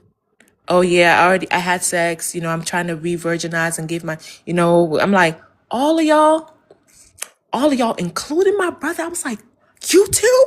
I was like, oh, I see what the fuck this is. I was like, I am not saving myself for marriage. What the fuck is this? No. But a lot of women think it's like, you saving this experience for a man to come along and give it to you. You saving it and giving yourself your first orgasm is so much shame around it. And so you can't even say it out loud. You can't even say out loud that you will be the first one to give you an orgasm. Whether you were a teenager or you were a young woman or you were 26, you being the first person, they think something is wrong with you if a man wasn't the first person to introduce you to yourself in this way. But I'm like, but that is the freedom we give men. Like they see themselves. They get to experience themselves. Like there is no man, boy who comes into rarely, I would say, who comes into a sexual encounter and has never had one of their own. They're like, oh, how do we do this? Like, no. But women do, like, it's so natural and well, not natural, but common Right? for that to be the case with women. And I was like, oh, absolutely not. I was like, y'all, this is not about to be my story. And most women's first encounter with sex is unenjoyable. Like most women's first encounter with sex is like, thanks. Like you like being breathed all over. You like that part. But the penetration is uncomfortable. Him all in there waving. It's like, oh my God, never mind. And to think there are so many women who've had children and have not had, like, I'm like, that is blasphemy. That is a sin. When I even like thinking about the Bible says, the reason why sex before marriage is a sin is like you're sinning against yourself. I'm like, if you are having sex that you do not like, if you are, letting somebody use your body, if you do not, that is sinning against your own body. I'm like, what makes sex holy is not the fact that it's done in a marriage. If somebody is to all the women who get basically coerced into sex in a marriage, that is not holy. I was so pissed in the church, and I was like telling them, they were like, well, I was like, there is no well. This is not holy. I'm like, there are people who are unmarried and having more holy sex than some married folks up in this church. You cannot convince me of that. But that's just mine. I'm like, y'all are sinning. There are so many people who are sinning against themselves and are married. Like, you're sinning against your body in your marriage. You are having an unholy encounter. Girl, this is why they need you to shut the fuck up. This is why you need you to shut the fuck up, girl, because you are a radical woman. And the education that you bring when you walk through the door, those girls better get their notebooks, their textbooks, their highlighters, and their colorful pens out. Otherwise, they gonna miss their blessing, girl. Yep, that marital Daughter. grape. I was like, y'all, that's not holy. And because I was talking to the pastor. I was like, okay, so if two people are married, but let's say like the wife is not having an orgasm or she's being shy, she can't speak up, is that not sinning against her body? It's not like, just because that is holy, God sees that as a holy thing. I like, we need to talk, like, there needs to be that flushed out, but nobody really wanted to have the conversation with me. I was like, okay, y'all just think they're like, oh, you're just doing that because you want to sin. Okay. You think I want to sin? You think I want to sin? You think I want to hear my mama talk about how she loved me, but she loved God more, and then I'm living like this? You think people think you want to sin so bad? Lord Jesus, girl. Everything just went back to, oh, you just want to, like, you just want to be able to commit sin. I'm like, I'm trying to have a critical conversation here. People don't want to talk. They don't want to talk.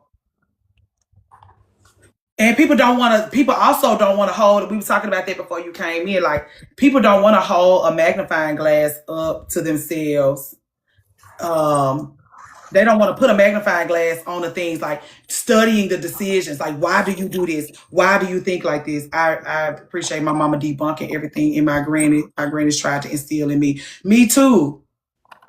People don't want to have no real conversations about, like, do you do these things? Okay, great. Well, why do you do them? Don't want to talk about it. Well, how you get like that? Don't want to talk about it. Anyway, girl. But thank you all for having me. Ooh, thank you for having us.